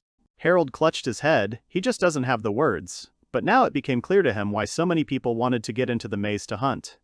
The employee asks Harold to enter his bank details into the form since his payment is very large. Harold is worried but fills out the form. He hasn't used a spear for a long time and got hurt, but it's a good compensation for his wound. 2 days later, Harold checked his bank account and found that his earned 13 million had actually been transferred to him. He still can't believe it, but he got the money, which means they can go on their journey to the southern continent. Harold returns to the hut and informs Atie that he is at home. He also brought a delicious dish with peaches and offers it to Atie. She clarifies if he definitely does not want it himself. Apparently, Atie really liked Harold's attention, and she looks at the yummy with indescribable delight. Harold says he decided to surprise her, that's why he brought her a treat. She thanks him and says she's eating it. Harold is happy to watch Atie eat a delicious snack. She says that she really likes it. While she is eating, Harold informs her that they have finally saved up enough money and are going on a trip tomorrow. Atie sees the carriage for the first time and asks Harold if it is. He confirmed it. The carriage will take them to the port city. And already there they will board a ship and cross the continent on it and arrive at the western one. They get into the carriage and drive away. From the carriage window, Harold suddenly saw the remains of a fire that had once been his home, which he had earned for many years. Remembering everything that happened to him, he thinks that before he could not have imagined that he would find himself in such a situation. Harold smiles contentedly. He looks at Atie and thinks that you never know what the world has in store for you. Atie noticed his look and asked if everything was okay. He was confused and, in order to change the subject, asked if she had been to the western continent before and how she liked it there. Atie thought about it. There is a wide variety of races and therefore there are often conflicts, but even so, it is very attractive. Harold thinks Atie will have something to tell when they get there. She agrees, but immediately apologizes for some reason, and he says that she doesn't have to do it. Atie emotionally informs that since Harold-sama needs her, she is already very happy about it. He smiles. A little ahead of their carriage, 2 people appeared. This is an old man and a girl. They are clearly waiting for the carriage, as it should take them to the port. The carriage stopped to pick up pedestrians, and the old man got in first. He stared at Harold and Atie in surprise, and they stared back at him. The old man asked the young man who else he was. Harold was surprised and said that he seemed to have met a man somewhere before. Harold thought the man had made a mistake. The man started talking about someone young whom he had already met. The man said that his expression was not so kind. He tries to remember his friend, but he remembers that he was very cool, but his son was no match for him. Then the man's granddaughter appears in the room and calls him a brute. The man apologizes and says that his memory has been failing him lately. The girl makes her child remember all the names. She asks for the father's name, and the man calls his son Gergo. Gerald thinks this name is familiar. After a while, the man laughs and says that they are going to the western continent. The main character understands that they are on their way. They're on their way. Finally, they arrive at the port city. The man says goodbye to the guys. His granddaughter told the heroes that they were boarding a ship and advised him to choose. Then they say goodbye. The guys decide to look at the ship options for themselves. After a while, the man suggests that they choose the best option for themselves. The man offers several options, and says they have a week to make a decision. Atie and Harold then decide to go in search of a hotel. Suddenly, the main character's bag is stolen. The young man is scared, because all his savings were there. The main character grabs the thief and notices the bullet marks. Atie shot at the ground to slow down the thief. The young man examines the thief and realizes that he really needs money. Atie is trying to teach him proper manners. Suddenly, the thief's mom appears. She apologizes for her son. The main character advises the woman to properly educate her son, but she says she is trying, but she is not succeeding. Suddenly, the young man begins to scream and asks his mother to shut up, because if they have money, they will be able to help their father pay off the debt. The young man runs away. A woman runs after her son. Harold understands that this family has obvious problems. Atie says this happens in every city, but now they need to find a hotel. After a while, the heroes are told in all the hotels that there are no empty seats. The heroes have received more than 10 rejections, but suddenly, they find an empty room. The room was quite cramped and had 1 bed, so the guys would have to sleep together. Atie sees 2 pillows and is very confused. Harold didn't know what to do, because the room was very cramped. He decides to take a bath and think about everything. Atie also wanted to take a bath and said that the room was too small. Harold decides to smell her, but the girl is very embarrassed. Suddenly, Harold hears people passing by. The men talked about the strange rumors in the Empire and about their campaign. They thought the war would start soon. After the young man took a bath, he came into the room and lay down on the bed. He was thinking about how he would sleep with Atie together in the same bed. Atie then returns to the room and calls Mr. Harold. The young man grabs Atie's hand and smiles, and then says that he is still awake. Harold suggests that Atie discuss the issue with the ship. They have a whole week left, but if they delay, they will sell out all the tickets. The guys decided to go get tickets the next day. Atie goes to bed, but Harold thinks she is unwell. The young man decides to go to bed too and hug Atie, since he is her master. The guys fall asleep together. The next day, the guys buy 2 tickets to the ship.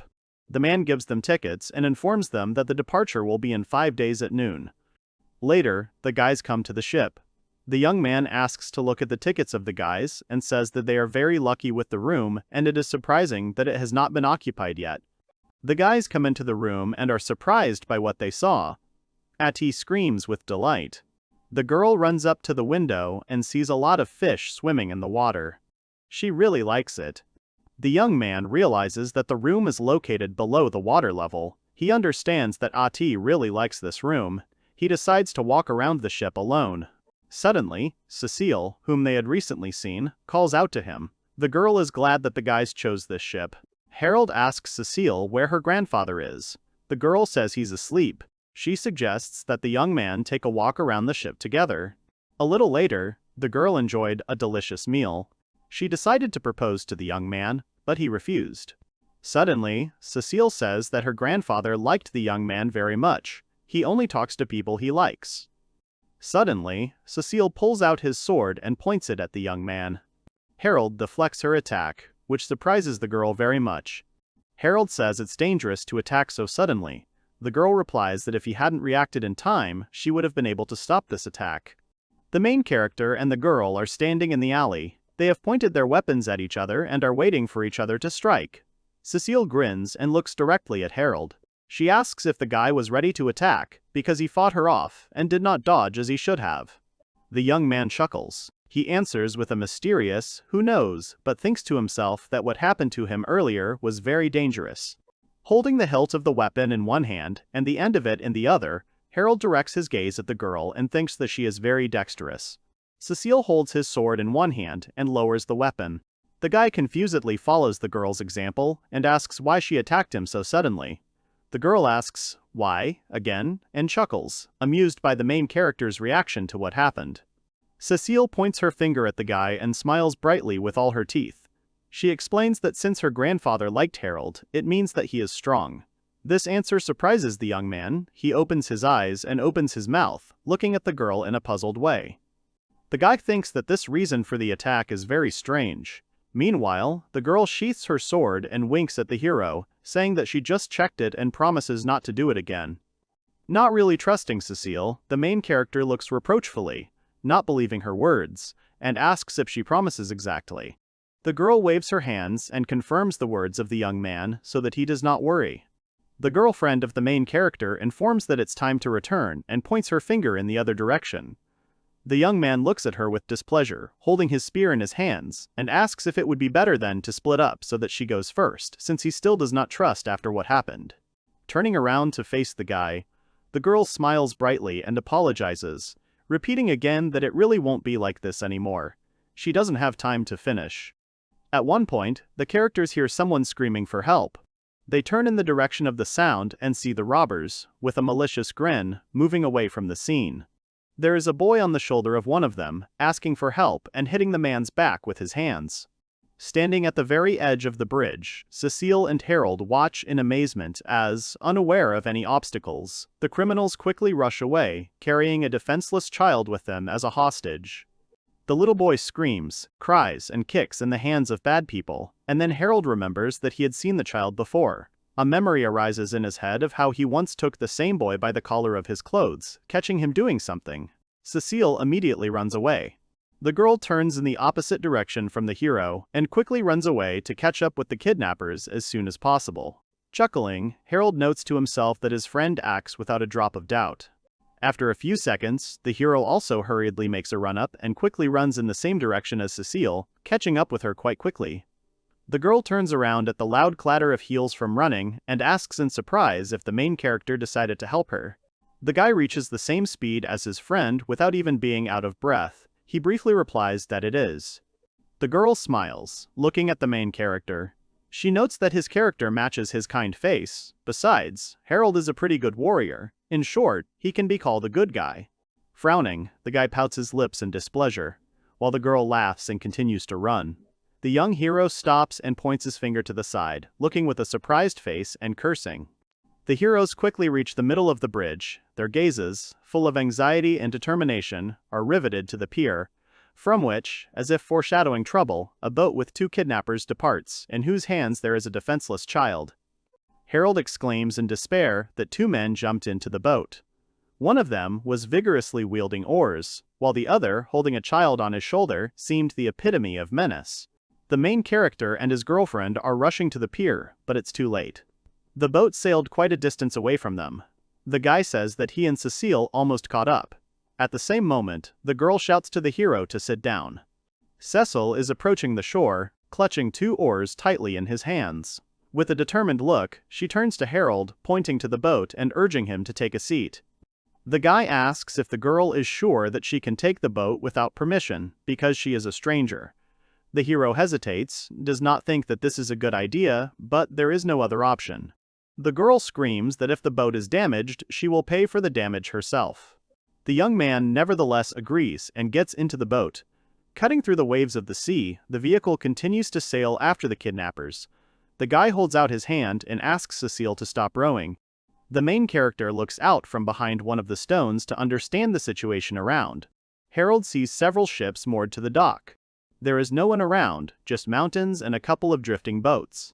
The young man makes a verdict that those criminals are on this island. The girl suggests that, most likely, there is a shelter for those who kidnap the child, and, given the number of ships and boats, they have many comrades left. After that, both heroes get out of the boat and step onto the shore of the island. The guy holds his weapon tightly in his hands, sneaks almost inaudibly, and looks around so that no one suddenly attacks, while Cecile kneads her fists and says loudly that she will break absolutely everything here, without fear that someone will hear her. Harold exclaims that he and his partner must proceed with caution. In response, Cecile puts her hands on her hips, saying that everything is fine, because she is strong, and the main character is also pretty good, therefore, emphatically stating that they cannot just lose like that. The guy raises an eyebrow questioningly. He wonders where the girl gets so much confidence from, and he agrees that Cecile is much stronger than himself. At one point, the hero is distracted by some noise. The main character listens to the vast emptiness of the sea. His gaze wanders over the water surface, and suddenly he notices the vague silhouette of a boat in the distance. He stops and, concentrating, tries to examine its outlines, but believes that he just imagined it. Harold turns away from the endless waters and heads towards the forest, following his girlfriend. He holds the spear tightly in his hands, still thinking that he probably just witnessed a boat with fishermen. But still, a slight confusion hovered in his thoughts. The heroes pass on. Cecile resolutely steps forward, while her friend walks calmly behind, holding a weapon at the ready. The girl looks around and assumes that somewhere on the island is their lair. Looking out from behind one of the trees, the heroine looks around carefully and asks a rhetorical question whether someone can be here. After passing on, the girl gets out from behind the bushes, holding a couple of twigs in her hands, and asks again if there is anyone here. The girl's cheeks turn a little red, she waves her arms, asks the guy what he's doing. Harold replies that there is absolutely no point in wandering around. After that, the main character points his finger to the side. The characters see a picture that they pay attention to. The grass was trampled in places, as if someone had passed through it recently. Harold and his girlfriend's gaze lingers on the dried shoe marks left on the ground. The main character has an obvious conclusion that someone could have passed through here recently. In response to his conclusion, the girl, snorting with displeasure and looking away, throws with annoyance that she noticed this without any prompting from Harold. Smiling awkwardly, the guy apologizes and directs his gaze at the girl, hoping to dispel the tension between them. After a couple of seconds of silence filled with awkwardness, she suddenly says that it was not necessary to apologize. After a while, the characters come out to the house, which looks old and shabby, as if burdened with time, and as if hiding behind wide branches. It becomes clear to Harold that it looks like he and his girlfriend have finally arrived at the place they are looking for. The girl and the guy are standing looking at the closed door. The young man says that the trail they have been following all this time ends at the house. In other words, this is the hiding place of the kidnappers. The young man raises his head to the sky, feeling the raindrops, cold and persistent, falling on his hair, and at the same time listens to the noise reminiscent of an approaching downpour, before he has time to realize how suddenly the downpour begins to intensify. The main character stands with his head slightly tilted, trying to realize that the weather is getting worse and now it looks like he will have to change his plans because of the rain. The young man lowers his head and, feeling the raindrops sharply increase in number, he suddenly realizes that a downpour has broken out. Genuine surprise appears in his eyes, and his face expresses confusion, as if he cannot immediately understand what happened. The torrential rain intensifies, and the heroes find themselves under a heavy downpour. They're standing next to each other. Cecile suddenly decides to rush towards the nearest building, which, as it turned out, is the lair of the kidnappers, hoping to take shelter from the rain. Her movements are fast and determined, she screams, not understanding where the downpour came from.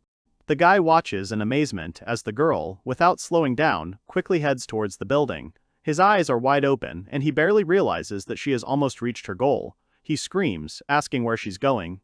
Harold grabs Cecile by her blouse and pulls her back sharply, trying to stop her.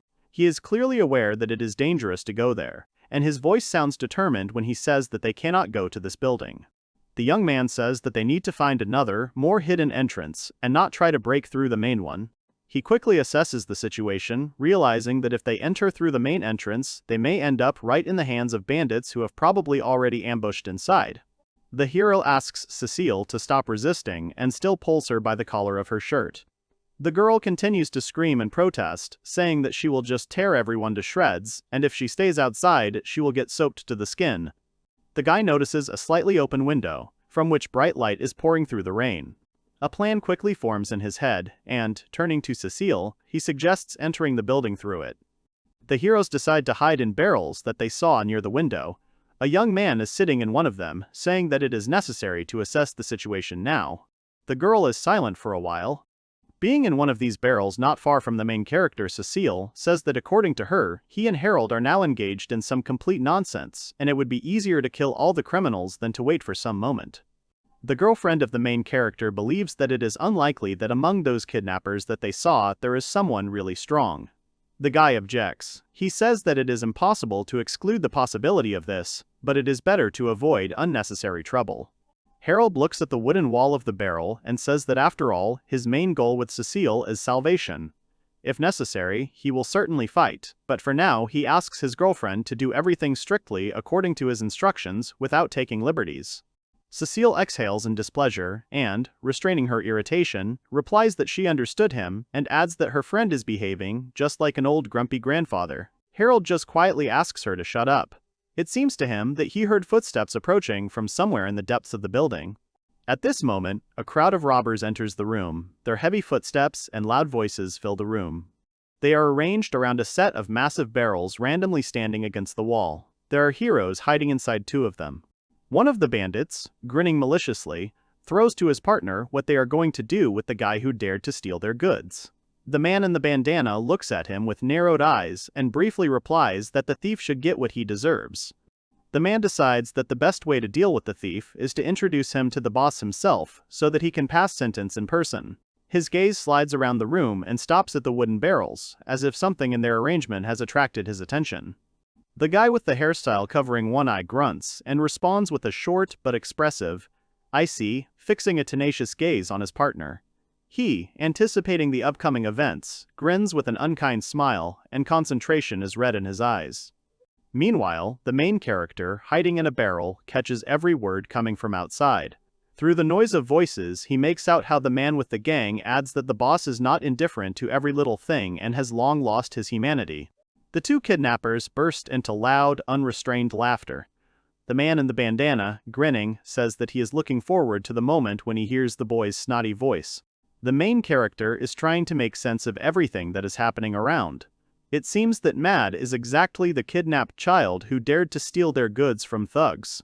Perhaps the boss of the thugs is characterized by excessive cruelty and ruthlessness. At one point, Harold hears voices coming from outside. They sound agitated.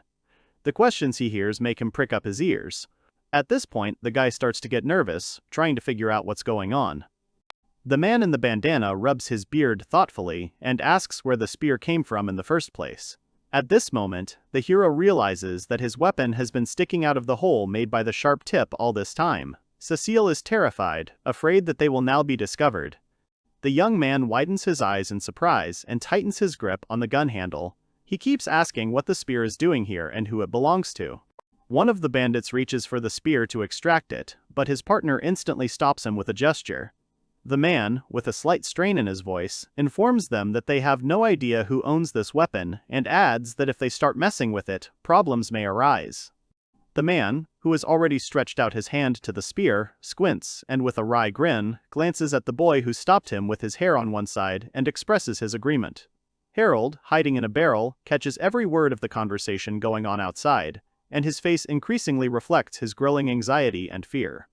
The bandits, as if by tacit agreement, one by one headed for the exit. One of them said it was time to go, and a moment later the room with the barrels was empty, plunged into tense silence.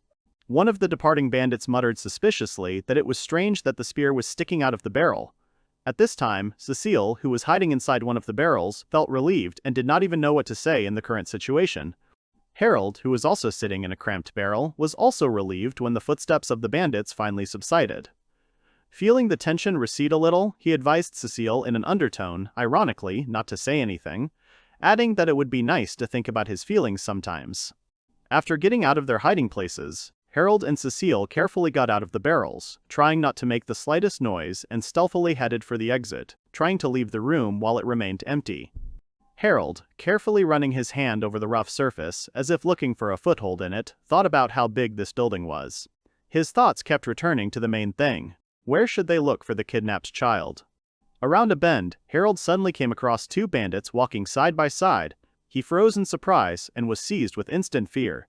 The unexpected encounter made him really scared, and he held his breath, trying not to give himself away. Harold and Cecile wasted no time, quickly and quietly slipped into one of the random dark rooms, barely managing to escape. The room was gloomy and deserted, but it was perfect for hiding. The bandits, not noticing them, passed by. Harold suddenly heard the girl call out to him softly. He was surprised by her words that he did not immediately understand what was happening, and, slightly confused, began to turn around, not expecting that she would speak to him at such a tense moment. Cecile, pointing at the strange egg on display, looked at the main character. Surprised by the find, she asked what it was in front of them. The young man turns around more strongly, saying that the thing standing on the pillow looks like an egg. The girl touches the egg with the tip of her finger, and then immediately begins to move from side to side. The heroine asks her friend if she thought the egg had moved or not. The guy replies that she wasn't dreaming at all. Suddenly, the egg begins to crack one after another. It crunches and breaks, while the main character and his girlfriend watch him with horror and fear because they do not know what will hatch out of it. The eggshell splits into two parts. Something quickly jumps out of it, bounces off the walls, and abruptly hits Cecile, who stands and looks at her with a puzzled look. It seems that something has got inside the girl's clothes. She is trying to remove it and shake it out of her clothes, screaming for it to get away. The main character is in shock and together with his girlfriend does not know what to do. He stands rooted to the spot and panics, not taking his eyes off her. Other people's voices are heard behind the closed door. They ask where the sound is coming from, and perhaps, as they think, an intruder has made his way. Harold panics because of this. He realizes that because of Cecile's scream, he and his girlfriend will now be discovered. Cursing viciously, while the girl continues to scream and try to get rid of the strange feeling, the young man thinks where to hide, because now the robbers are about to break in. One of the guys opens the door, saying that some kind of sound was coming from this room. Two men look around the room. Nothing has happened in it, at least it seems so at first glance. The young man managed to hide in the closet and drag his girlfriend away with him. At one point, something crawls through Cecile's body and rustles under her t-shirt. Because of this, the girl involuntarily squeaks and thereby attracts the attention of the men in the room. The robber realizes that the egg, which has been lying on a soft cushion all this time, turns out to be broken. His partner asks if someone has hatched, and if what is happening could be someone else's tricks. To this, the man replies that such a thing is quite possible. The dialogue between the two men continues. They are interested in the question of where the hatched something could have gone. The amazing thing is that it hatched at all. A thug in a tank top asks his colleague what to do now. One of the men remembers that he was brought by their boss, after all, and it's probably worth finding what hatched, otherwise you won't get it. At the same time, Harold shuts the girl's mouth. She mumbles, her eyes widen in surprise, because the feeling of someone crawling over her still does not go away. In a whisper, the main character asks Cecile not to scream, otherwise both of them may be noticed. The answer is a quiet mooing. Taking her hand away from her mouth, the girl whispers that the snake is crawling all over her body and asks Harold to let her go, because she can't take it anymore. There is panic in the eyes of the main character, and it slips through his mind that he has no other choice. At this moment, the guy presses his palm even harder into the mouth of the young maiden, until she begins to mumble only louder from discontent. And after that he reaches under her t-shirt with his free hand to find a snake that does not allow the girl to relax at least a little and calm down. Harold, realizing that he was in a critical situation, began to act steadfastly. He put one hand under the girl's t-shirt to still grab the snake, while the other closed his mouth so that Cecile would not scream because of such a sharp action by the guy. The young man asks not to twitch and be quieter, because the girl began to mumble and try to remove his hand from under her clothes. Turning to him, vaguely asking what he was doing, the guy replied that they had no choice. Cecile feels that the snake is even lower than it was a minute ago. The snake, which was previously under the outerwear, crawls into the shorts, and then the girl becomes extremely uncomfortable. Harold clearly wasn't expecting such a bad moment. He clutched his girlfriend with his hands even tighter. He noticeably comes into a state of anxiety and nervousness, realizing that the snake has escaped to a place where his palm should not go down. Cecile's face turns more purple. Fortunately, the young man manages to find the tail of the snake in time, before it disappears completely into someone else's shorts, and with a sharp movement, pulls it out from under his clothes. A young man shows a trapped reptilian creature to a friend, saying that he was able to catch it. The girl covers her eyes and lies down on the chest of the guy who is in surprise. Feeling confused, Cecile doesn't say anything for a while and looks away, thanking Harold for his help and apologizing for his screams. The hero pays attention to the top of his girlfriend's head and whispers that everything is fine, and despite the grunts and screams, their location was still not known by the thugs in that room. Meanwhile, the two guys continue to look around the room where they found the already cracked egg. One of the robbers moves the furniture that was previously in its place and tries to look through the cracks, while the other bends down, lies down on the floor, saying that he cannot find it in any way. Having come to the conclusion that the boss has most likely forgotten about the egg a long time ago, the man with blonde hair suggests an idea: get rid of the one who hatched from it, if this something incomprehensible is found at all. As soon as the footsteps were heard retreating from the room, Cecile and Harold get out of their hiding place, the closet. The young man looks around and concludes that it looks like those two robbers have already left. Harold's girlfriend is interested in how long he will keep her. The young man opens his mouth slightly, due to surprise, and abruptly remembers that he still continues to hold the girl by her shoulder. The guy asks to accept his apology, waving his arms. Averting her gaze to the side, Cecile quietly, as if to herself, says that he might not have to apologize to her. The young man continues to try to justify himself, saying that he acted rather rudely with her and feels guilty because of this, but the girl exhales heavily and steps aside, almost inaudibly, half whispering that she is not angry at all. Deciding to change the subject of the conversation, the young guy is distracted by fumbling in his pocket and takes out a snake caught earlier, recently hatched. The hero asks with a reasonable tone what to do with her. The little snake does not feel threatened, but understands that there is no threat at all. He does not try to escape or escape. On the contrary, he looks with strong interest at a large human object with his eyes. After all, for her, Harold is someone she hasn't seen before. The guy starts to reason out loud, saying that those thugs who were in the room earlier will get rid of the animal if they can find it. The snake catches the essence of the young man's words and purrs sadly. Harold looks directly at the reptile, which obediently settled on his palm with its tail slightly curled, and while she is waiting for some additional words to find out something, the main character is found by Duma. This snake is far from easy, whatever it was. The young man decided to once again ask the little snake, which is still in his hand, if she understands his speech, and in response this animal, which hatched from an egg not so long ago, nods positively to the question posed to her by the guy, who nevertheless waited for her answer. Harold began to have thoughts about the snake creature. He was able to identify a couple of thoughts that could be clearly put together, said in his mind that the snake was really smart and could understand him without any difficulties, catch the meaning. At the same moment, the main character invites the baby snake to go with them, to which he exclaimed joyfully, accompanied by a short rumble, ready for joint adventures. But Cecile was able to scare this idea and did not like it at all. She rolled her eyes and stood in a wary pose. Here, Harold is already asking the girl if they will take a tiny snake with them. Draws conclusions from what he has observed recently, says that she even understands them, thinks that it will not be worse. But a friend protests, saying that she is against this idea. In the near future, turning away from Cecile, he returned his attention to the animal and said that he even liked her in some way, to which the snake joyfully and melodiously gave voice. And Virgo's expression changed to a misunderstanding. Approaching one of the walls, the heroes stopped around the corner and the two of them watched other people who passed by them. They were very focused and attentive. Presenting himself in front of an impressive door, above which there was a stucco molding, the young man said that this was the last floor and this was the only place where they had not been before.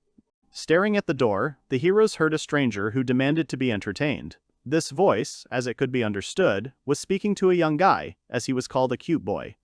After that, the words changed to sounds very similar to the sounds of enjoying something. The young man mentally assumed, having a somewhat exclaiming tone, that it was Mad's voice, immediately thought about the situation in his head, and realized for himself that he wanted to save the other guy quietly, but apparently it would not work. Cecile decided to ask her friend what they would do in such a situation. The maiden's face was worried. Harold answers this question to the girl, no matter how much he would like to, but the boy will have to be taken by force. A friend has a good idea and offers it. It is necessary to assign the two of them to roles. The main character will have to pick up the young man and take him to a safe place. But the guy explains how dangerous this idea is, says, there is a high probability that other thugs will run to the noise. He tells his girlfriend that it will be difficult to fight and protect the boy at the same time. After that, the main character dictates his plan of action to her. Cecile begins to resent what her friend is talking about now, if they can easily put everyone together. Restlessly, she continues to express her point of view, continues that if she really becomes a bait, then she is the right person for this role, the girl claims. Harold looks at her with his kind eyes at his friend, filled, most likely, with faith in his plan. He continues to explain, because she is strong, he asks her, and fighting and protecting someone at the same time is too difficult for him. Cecile looks at him in response.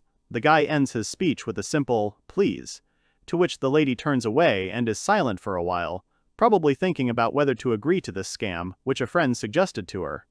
Giving up, the girl shrugs and says that she understood the guy. Her task will just be to take the boy and run.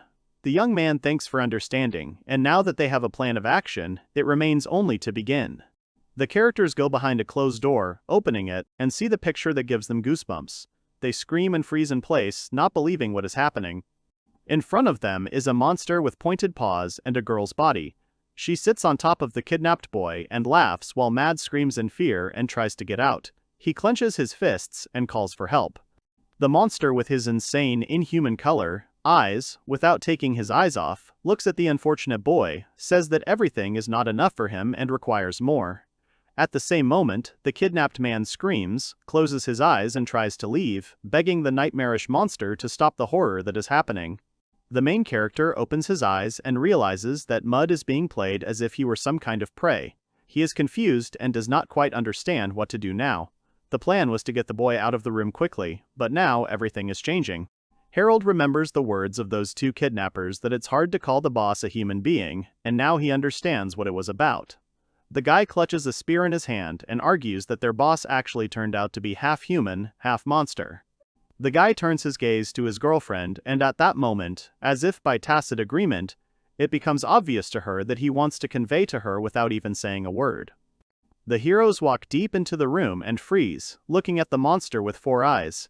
The boss looks up and chuckles, asking who came to her. The terrifying monster drew attention to 2 people. His face depicted madness. A wide smile and wide-open eyes testified to this. He asks Cecile and her friend where they came from, calling them children. The main character chuckles and informs that this time he, along with his girlfriend, came for the boy. The monster breaks into a smile, saying that Harold is asking for the impossible. The monster turns his gaze to the kidnapped boy and begins to say that this very child stole something very important from the robbers, so he must make amends for her mental pain. In his clawed paws, the boss clutches a small jar, saying that it is very expensive and its contents can cure any disease. One such bottle can cost 50 million rob. But besides, the monster stole it from the merchant ship herself. For a while, the main character stands in silence, looking at the kid, then at the boss of the robbers. An image pops up in his head of how the boy screamed how much he needed money, because then he would be able to save his father. The main character comes to the conclusion that the kidnappers are pirates, and moreover, their boss is a half-man, and he looks pretty terrifying. The monster turns out to be furious. Her face immediately darkens, her clawed paws are exposed to attack. The boss says that now he will not allow such rudeness towards himself, and now the heroes cannot count on mercy. The girl strikes the first blow on the monster's arm. The sword cuts through the air and collides with the hand of this something, but nothing happened. Her tails get a little disordered because of the fast speed with which she moved while hitting the scariest creature. Cecile runs away after the blow, saying that the monster has a hard shell that cannot be pierced. This angers the monster even more. Her eyes are white with anger, and there is a scream all over the room. Another blow, but from Harold's side. The face of the monster was evil and alarming. Teeth are tightly clenched, eyebrows are mobile and most often raised. One eye is squinted, the other is fully open. Opening its mouth, the monster screams. Has it really started attacking him now? The hero, clenching his teeth and lowering his eyebrows to the bridge of his nose, tightens his grip on the weapon in his hand. Suddenly, he has a strange feeling, as if he is hitting not something soft, but metal. This powerful blow knocks down the monster. He did not realize until this moment that the young man would really be able to push the monster with one action. Due to the surprise effect, a questioning sound came out. A large body crashed into the wall that had previously been behind the nightmarish object. A dent of far from small size forms on the wall. Rolling down the wall, or what was left of the flat surface, the monster seemed to relax its body. Its paws were in a calm position. One could watch the surprised face of this half-man.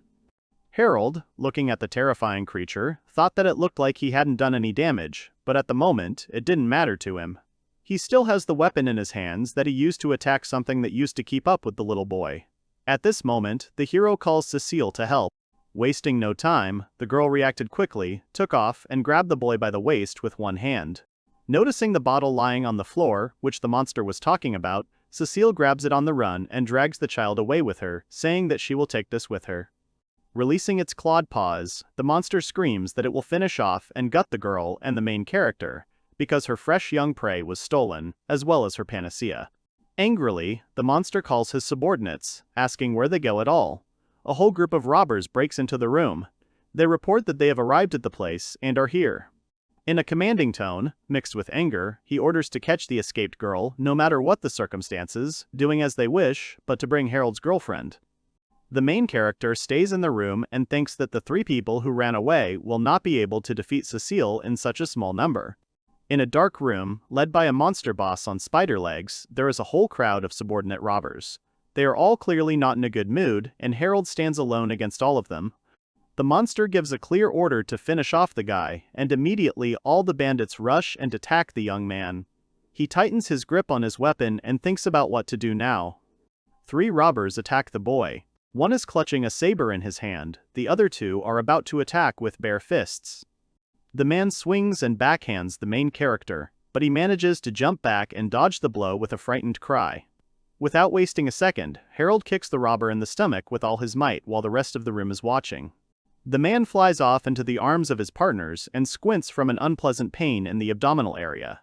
The main character continues to deal with criminals. One by one, he hits them with his spear and they fly away, to the size of the others. Seeing all this action, the monster groans, considering Harold to be a stubborn boy. Time passes quickly, a whole hour or a little less. The robbers squeeze the guns in their hands and attack one by one, shouting that the main character should have already left, but he only asks them with a straight face not to say such terrible words. Nervously biting the claw on his hand, the monster looks at him with a displeased look and shouts for everyone to go away. The main character turns to the voice, and the robbers who continue to fight with him. With a loud cry, the monster releases a huge white viscous stream of incomprehensible liquid, more like a spiderweb, from an opened place in its body. By mistake, she hits one of those who fought with the guy. Realizing that the next blow from the boss could fly into him, the young man looks in panic at the monster, then at the bandit, and thinks what to do now. A clawed paw reaches out to the guy, who manages to jump back and soar into the air, avoiding a blow and a battle with the robber boss.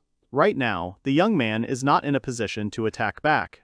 The clawed hand misses, and instead of the guy hits the roof of the building because of something collapses. The fragments fall on the young man, he closes himself off from them and remains sitting on the destroyed floor. Picking up his weapon, the hero breathes heavily and directs his gaze directly at the monster. There is determination in his gaze.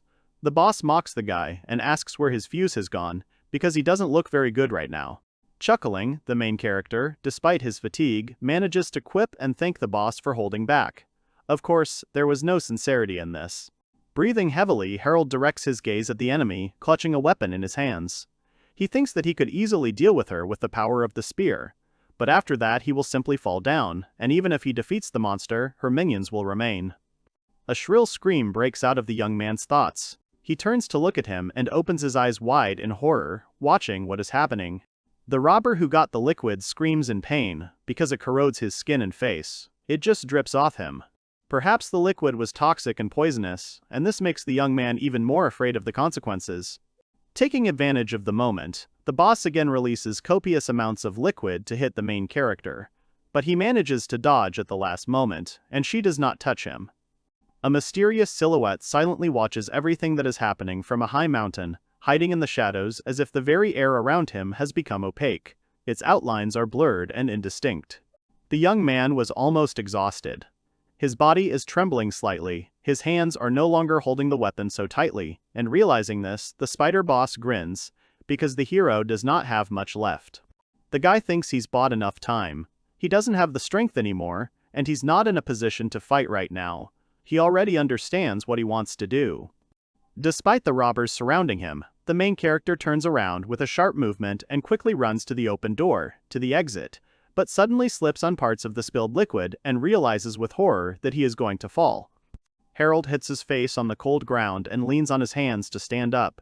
He growls, clenches his teeth, realizing that he needs to run, but he won't make it in time. The monster understands that this is his chance. He grins his teeth and reaches out with his paw to the young man, shouting that he finally got caught. At the same time, a strange silhouette on the mountain, which was actually Atie, pulls out his sniper rifle and aims at the monster, covering one eye.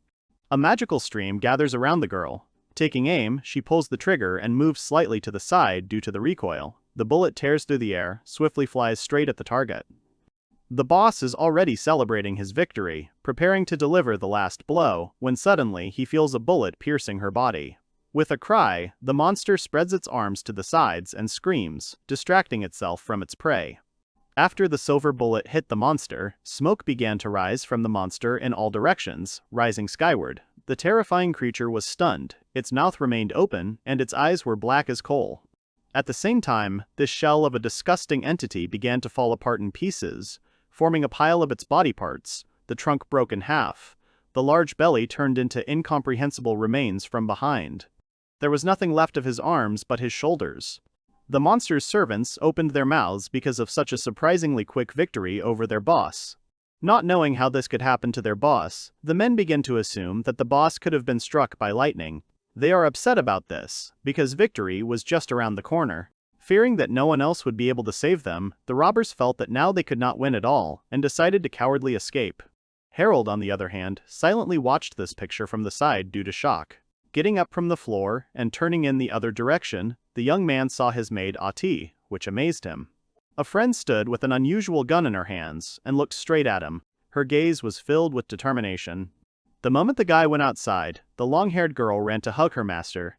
His eyes were as wide as possible, as if he was numb. Immediately, the girl shares that she could not come to the rescue in time and therefore used a bullet to direct lightning at the villain. As she said, Atie did it with great care so as not to offend Harold. The image of that monster pops up in my head and I wonder if I sent lightning, what kind of incredible power his maid has. His face expressed sincere surprise at what he had heard. He is amazed that she has found him at all. Then the girl admits, with a little embarrassment on her face, that she has attached a beacon to her master, and wherever he is, she will always be able to find him. Atie explains that this is the name of a special search magic. Harold thinks that he didn't even know about the existence of something like this, and it sounds quite convenient and interesting. The maid continues to explain that this magic is not omnipotent at all, because the effect lasts only a week, so it needs to be updated from time to time. Nevertheless, she is glad that Harold is okay. The young man realizes that he could have died without this beacon. Suddenly, the guy pulls the maid to him and hugs her for a short time. Pulling back a little, Harold apologizes for making her worry. Atie is not angry, but asks to be let know if the main character is in danger again. Cecile and the rescued boy have been sitting under a tree for some time, hiding from the rain. They are located on the pier by the boats. The girl is waiting for the main character, and when he appears on the horizon, she exclaims. Of course, the girl starts to get indignant, saying that the guy is late, but as soon as she notices Atie next to him, she stops. She has another question: how did the maid get here in the first place? But the hero prefers to discuss this not now, but another time. The girlfriend of the main character agrees with this, saying that there are more important things to do now. For example, the fact that in such a downpour it will not be possible to swim, because visibility is limited and there is a chance that everyone gathered here will simply get lost. The young man is thinking about what is best to do, because they can't just stand here and wait until morning. As it turned out, the clouds are already dissipating in the sky, and this cannot but please all the heroes. Atie suggests sailing right now, before the bad weather starts again. The main character and Atie are in one boat, while the kidnapped boy and Cecile are in the other. At some point, the boy's girlfriend asks him to stop because something is wrong with the boy. Harold looks at the other boat, wondering what happened. The girl looks very worried and shouts that the boy is very cold, even colder than when she carried him out of the den of robbers. If you look closely, you can see that Mud's body is covered with spots. It is possible that he was poisoned. An image pops up in the head of the main character of how he caught the boy with the monster, and how one of the robbers died after the liquid was splashed on him, as his skin peeled off. There is no doubt, it really was poison. Cecile started screaming and begging to hold on to him, asking if the child could hear her. He looks scared because of such circumstances. At the same time, Harold looks at the bottle that they took with them, which was in the young man's hand. It dawned on the guy. He plunged into a recent memory, where the monster said about this bottle that it was very expensive and was a cure for all existing diseases in the world. Watching the boy, he reflected, if this substance is able to cure any disease, then perhaps the poison is not a hindrance for her and will easily cope with the healing of the boy. The hero assumes that it was this bottle that Mad was hunting for, but now he needs it to save his life, not to die from the poison of a nightmarish creature. Cecile decides to give this antidote to the boy, demanding that he drink it. There were tears in her eyes. Mad himself is unable to drink, so the girl pours this liquid into someone else's mouth on her own. She's nervous, afraid it won't work, and literally begs for it to help. The kid reacts instantly, raises his head, and begins to cough so hard that part of the substance flies out of his mouth. A moment later, he lies down again. There were some remnants of the drunk solution around his mouth. Squeezing the jar harder, the heroine is stunned, cannot understand how it is, why he did not feel better. She had high hopes for this substance, but did they really not come true? Junior's eyelids, which had been slightly ajar before, are now completely closed. Cecile and Harold were enveloped in shock and fear, because this serum did not give the proper effect, did not help in saving the boy. Tears fall from the girl's eyelashes. She covers her eyes and sobs. Not believing what is happening, the young man looks at the boy, then at his girlfriend, and quietly asks if he is dead. The first thing Atie, Cecil, and Harold did when they reached the port and returned the boat was to bury Mud. A small grave was erected for him. The heroes looked at her with regret and sorrow. The young man was familiar with the boy's mother. He is sure that she is looking for him, and if she found him, she would hug him tightly, so he presents this picture, but it is never destined to come true. It is for this reason that the main character will never be able to hand over the corpse of his mother and tell about what happened. I don't even have the strength to look into other people's eyes. Harold decides to leave the boy missing, and all those who know the truth will pretend that they do not know anything. It is for this reason that the main character will never be able to hand over the corpse of his mother and tell about what happened. I don't even have the strength to look into other people's eyes. Harold decides to leave the boy missing, and all those who know the truth will pretend that they do not know anything. Cecile, standing near the grave and twirling a small flower in her hands, said she was still trying to save the child, because an attempt is better than inaction, and does not regret what happened, because she did what she had to do. After that, she left the flower at the burial site. The heroine walked ahead of the others, after a short silence, but was able to gather her courage and put her mind in order. Perhaps Cecile's determination is her innate talent, or acquired from daily training with her sword. Weapons certainly have a close connection with human life. Those who are able to wield them perfectly understand the value of human existence in this world. The same can be said about Atie, who, before becoming a slave, was on the verge of life and death, surviving in a maze. She and Cecile have probably already come to terms. And only the main character, who until recently lived a very ordinary life, realizes that he is unable to find his peace of mind, peace in your soul. The young man's gaze falls to the ground. He's thinking about something of his own while Atie looks at him sadly. Walking through the city, the maid of the main character says that in the end, they could not do anything, but do not worry so much, the past should be left in the past. The girl in the hat continues, and for her personally, it is more important that Harold and Cecile are okay. The guys heard someone shouting at them from behind to stop. This attracted their attention, and they turned to the call.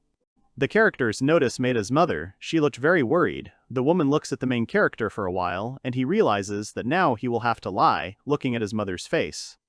The woman runs up to the young man and grabs his clothes. There were accumulated tears on the mother's face, shouting that her son was missing and asking, straining her vocal cords if they had seen him. Immediately, the woman tells the morning news. Her husband and part-time father of her child died, and this news cuts like a knife both the woman herself and the main character.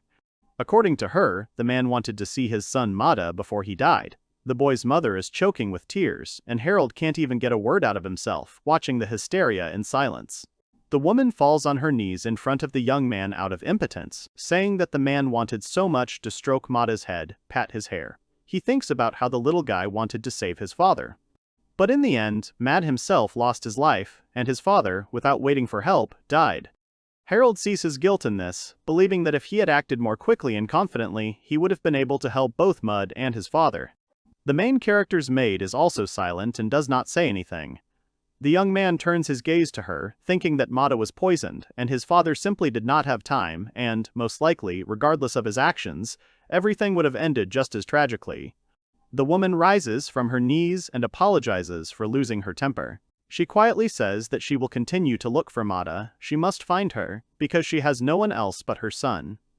Mama Moete runs back to her house, holding on with the last of her strength so as not to cry again, and Harold feels incredibly sad, realizing that this poor woman now does not even have a son, and he will not be able to say this directly and no one could.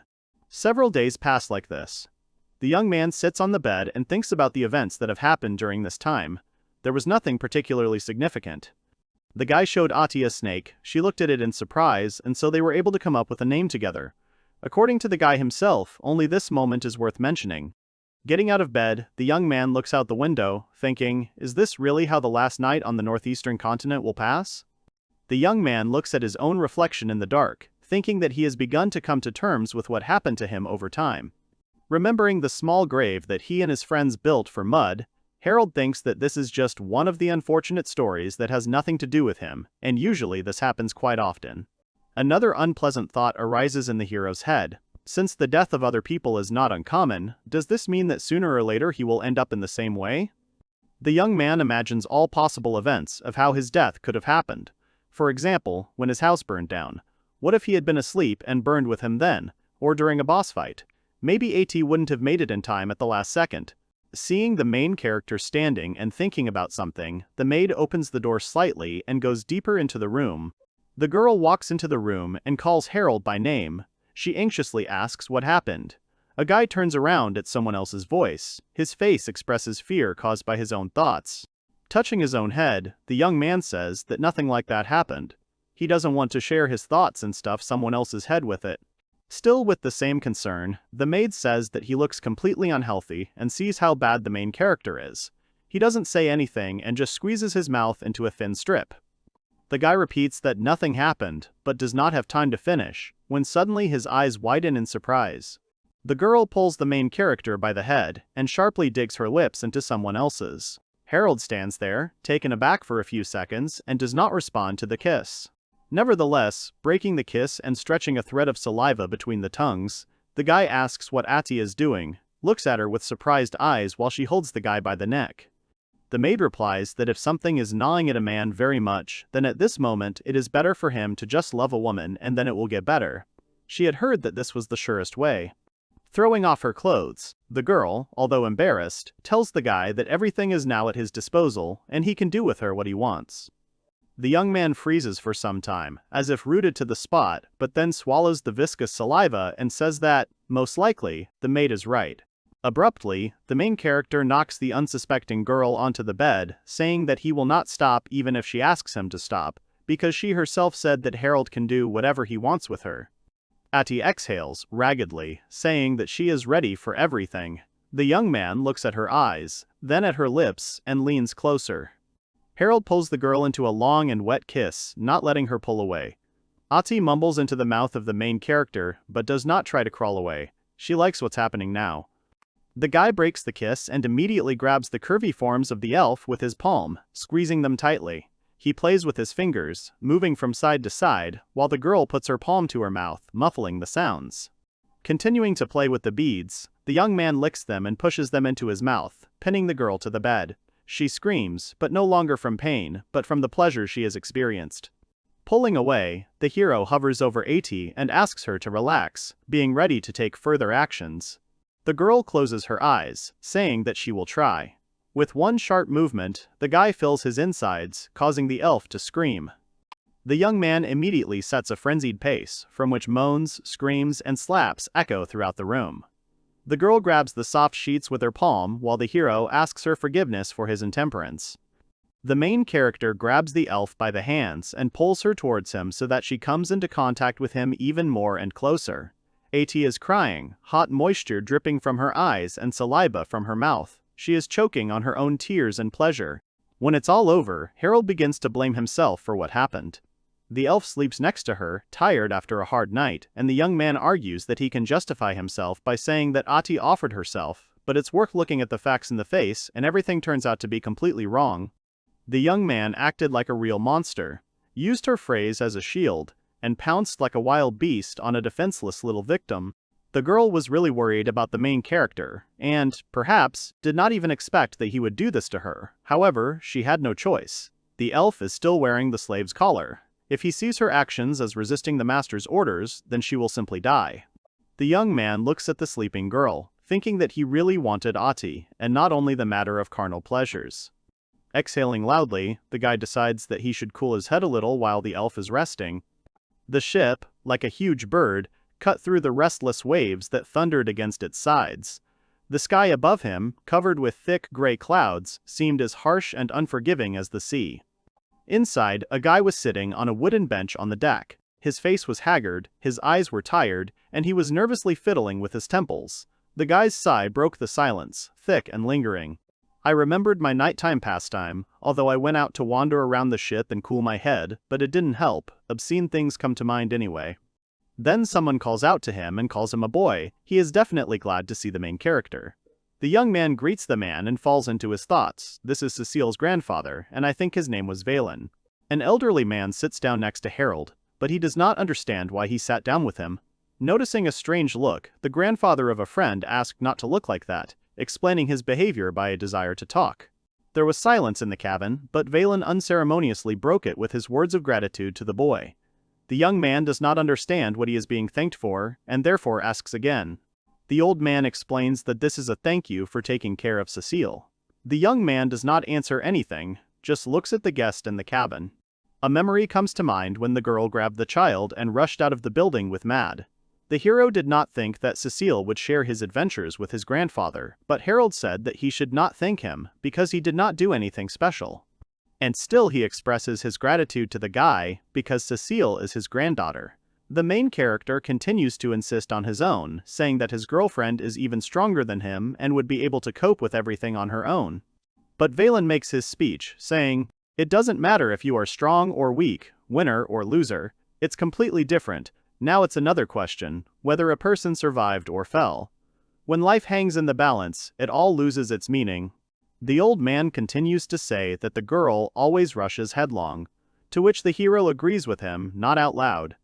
According to her grandfather, she lacks extra caution. Even that alone is enough to say goodbye to her life. Cecile told her grandfather how much she was dissatisfied with the decisions of the main character. But, winking, the man says that he immediately realized that attempts to restrain the girl were hiding here. The young man looks with interest at the man sitting next to him, still silently and heeding other people's words. The old man asks unexpectedly, noticing that this is just his guess. With a chuckle, Valen wants to know if it was possible that Cecile unexpectedly attacked the main character. He hesitates, and that's enough to understand the answer. The man becomes uncomfortable, and he apologizes for this incident. The young man replies that he is not particularly worried about this, and the man is pleased to hear this. The old man adds that he will not be able to repay the hero's kindness, but he is ready to listen. Harold doesn't understand what those words were about.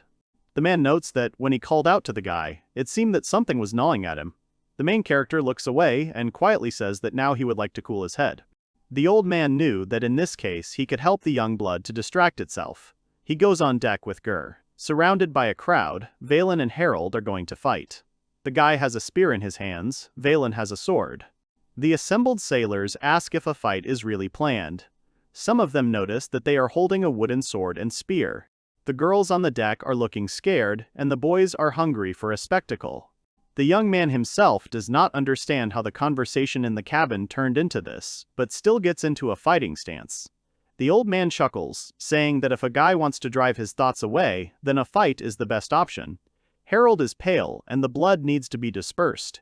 The thought arises in the guy's head that now he understands who Cecile is. She has the same fuse as the girl, and it seems to the main character that now he is not fighting with the old man at all, but with his younger copy. Smiling, Valen says that he cannot restrain his strength and attack, that there are powers. The guy thinks that he is very uncomfortable, exactly until he feels a strange, oppressive atmosphere in the air. Dark whirlwinds form around the old man and the main character. Valen is still adamant, he points a gun at the guy, and Harold, on the contrary, looks worried and clenches his teeth. The guy feels a very strong aura and pressure. It's hard to call Valen a simple old man, and the hero can't even guess who he is. As if reading his mind, the man turns to Harold, saying that he still has not told him his title. The old man introduces himself. He is Valen, specifying the last name, Valen Myers. And by the title of a man, he is the master of the sword of the former generation. There was pride in his eyes, and his eyebrows were slightly furrowed in the middle. The young man was extremely surprised by this, thinking that the title of the sword is a powerful title. His knowledge of martial arts is rather mediocre and superficial, but even someone like him understands the meaning of the title. Now the young man understands why Cecile was so strong. She was trained by her grandfather, a swordmaster and predecessor. At this moment, the man asks if the young man is ready, but he recoils back in fear. This reaction amuses the old man. He asks what happened, because this is a great opportunity to fight a stronger opponent. Harold says that if he attacks, that's the end of it for him. The man notes that the hero is right, but if he tries to escape, the old man will not let him go anywhere anyway. Gritting his teeth, the hero thinks that even without crossing weapons with an opponent once, he feels a huge difference in strength. It is so big that the guy is ready to throw away his spear and surrender without a fight. To silence Harold, the old man says that, in that case, he will attack first. He abruptly disappears from the hero's field of view, and he does not understand where his opponent has gone. The crowd is also surprised. Everyone, as one, is asking somewhere in the void if Valen has disappeared. The hero feels something is wrong and listens to the sounds and his own inner feelings. Suddenly, the guy feels a strong blow and manages to block it. He grits his teeth and looks around in panic. Valen reappeared in the field of view of all people, striking at his opponent's spear, which he was able to defend himself from other weapons, dodge someone else's sword. His feelings did not let him down. The onlookers who watched this fight were stunned. The tension of the two wrestlers was transmitted to the audience.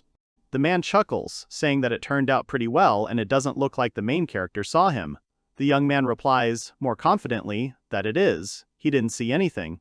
With a wink, the old man asks if Harold feels his movements, and he looks at the opponent with fear, because he is relaxed and strong, even though he continues to restrain himself. Without giving time to recover, the man makes a sharp push from the deck floor and flies straight at the main character at full speed. The guy fights off the blows. It seems to him that several Valens are attacking him at once, and all of them have swords. The young man thinks how much longer he can hold out like this. The crowd is not so surprised anymore. Everyone talks to each other, expressing admiration, because according to Valen's fighting style, you can't even say that he is an old grandfather.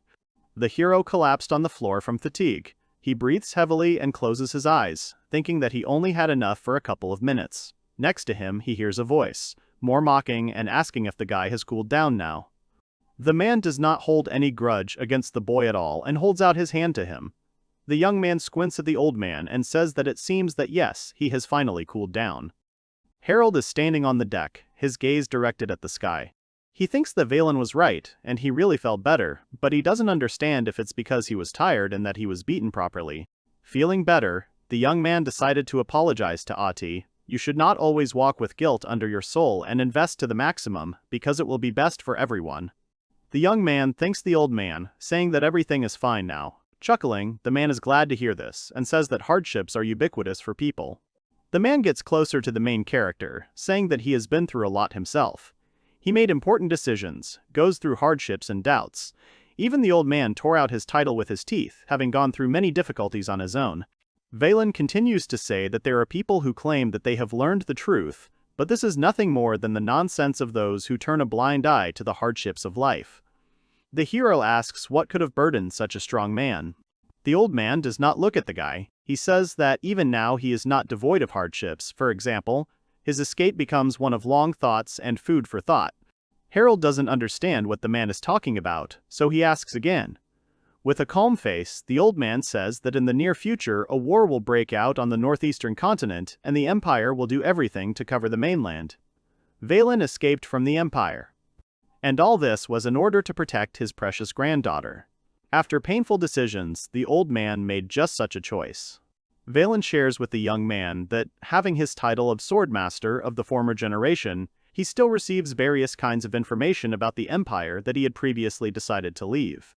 After carefully studying the incoming information about the Empire, the elder came to the conclusion that it had turned into God knows what in such a time. Meanwhile, the young man listens with interest to everything Valen says. As the old man himself says, preparing for wars, people even try to make super soldiers, says the old man, using the most terrible secret techniques.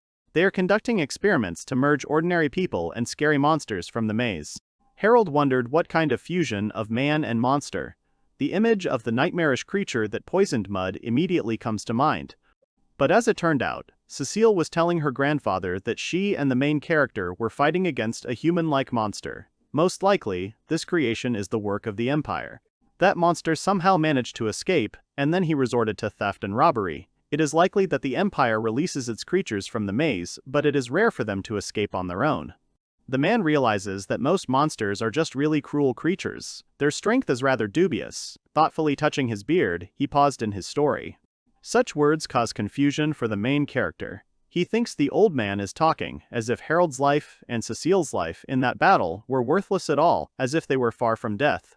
But, Harold thinks, Valen would have coped with that horror in a matter of seconds.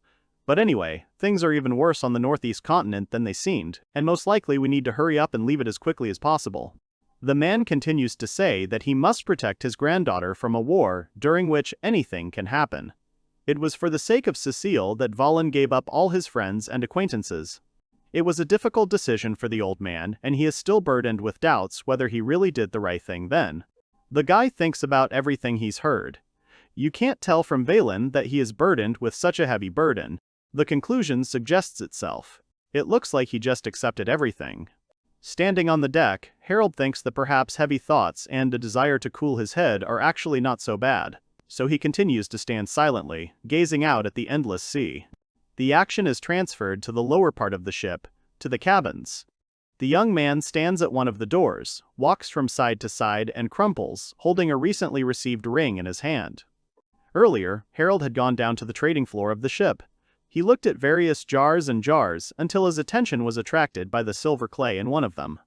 The seller tells the main character that the silver clay is not without impurities, but it is from the labyrinth. It costs 100,000 in due, and if in robes, 200. In addition to apologies, the young man would like to give something to Atie, and handmade crafts will be the best way to convey his thoughts, as he believes himself. The main character clarifies whether there are any tools for working with clay. The merchant replies that they are located nearby, and customers are allowed to use them.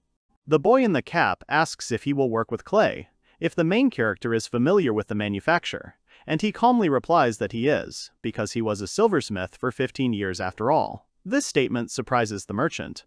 The young man hesitates, thinks about what words to start with. But still, he clutches the created ring in his hand and pulls the door handle, opening his room. In it, he is greeted by a maid who feeds a small snake with a spoon. When she sees Harold, she addresses her master by name and rejoices at his return.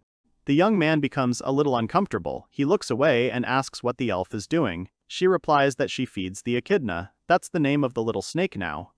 It is noticeable from the main character that he is nervous. He stands next to the girl and can't think of words. He clutches the ring in one hand and hides the other behind his back.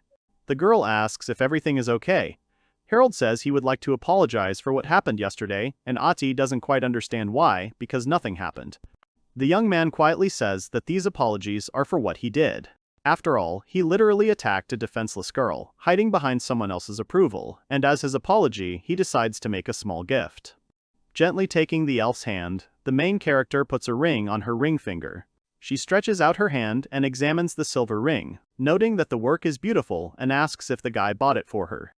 Harold rubs the back of his head and answers uncertainly that he made it himself because he is not so bad at jewelry. Hearing this, the girl's eyes light up even more. She looks at the gift with close attention. Looking away, the young man explains that silver drives away evil spirits and can serve as a protective amulet, as well as drive away werewolves. Deciding to be sarcastic, Atie adds that one such werewolf has already attacked. Letting out a laugh, Atie says, holding her hands at the level of her heart, that she understands what her master wants to say, that Harold doesn't want to be attacked by anyone but him. The young guy nods questioningly, and his servant continues to explain because it seems that he did not understand her correctly, because she was happy. The girl continues that the rudeness, of course, was unnecessary in places, but on the whole he was kind to her. Her first time, which she will not forget about his affection and love. After listening to the lady, Harold was stunned by all the words of his subordinate, all the conclusions, and even became confused. Therefore, he stood with his eyes bulging. Atie concludes that it is difficult for Tom to believe all the spoken words that came out of her mouth before. Suddenly, the elf knocks the guy down on the bed and hangs over him. The young man forgets how to breathe. He looks at his maid and can't take his eyes off her. The girl informs that since her master does not believe the words, then there is no other choice but to prove everything by actions. After that, Harold's companion abruptly and unexpectedly, forcefully kisses him on the lips. The guy does not resist. On the contrary, such active actions are pleasant to him. The girl bends over to someone else's ear and asks Mr. Harold to let her lead in this case today. By candlelight, the characters reveal their souls to each other. The maid sits on top of the guy's stomach and moves diligently, covering her eyes. Even now, she is more concerned about the boy's comfort. She asks if it's hard for him. The guy replies that everything is fine. The maid apologizes for her ignorance, but this time, she really wanted to be on top.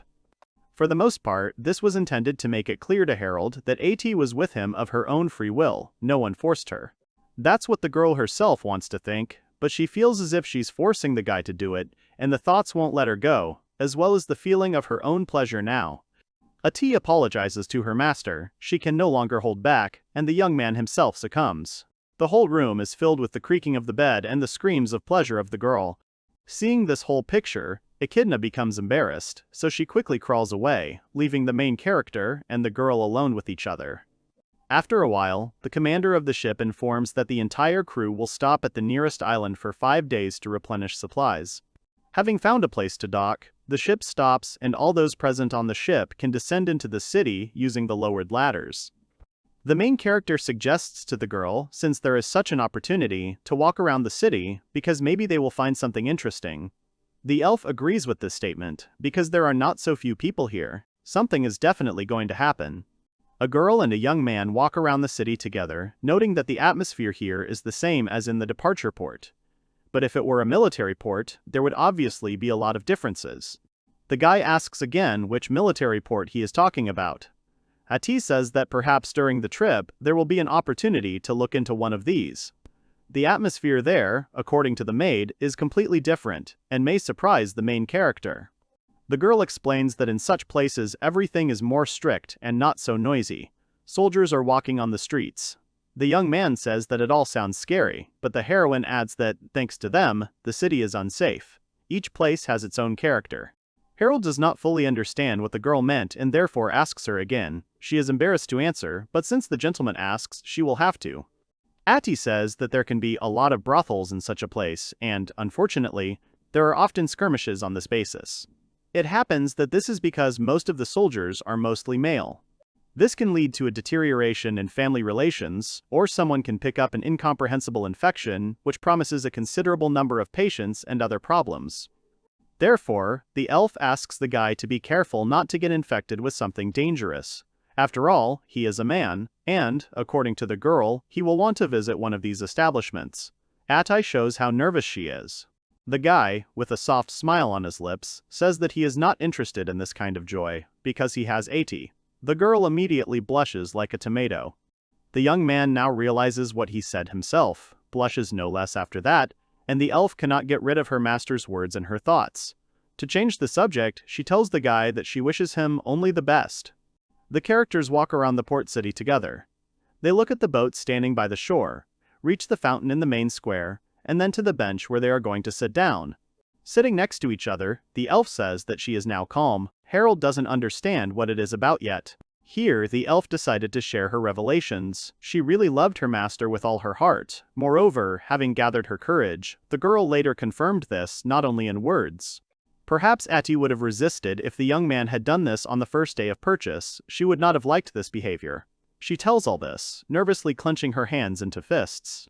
The young man notices this and only remains silent, staring intently at his companion.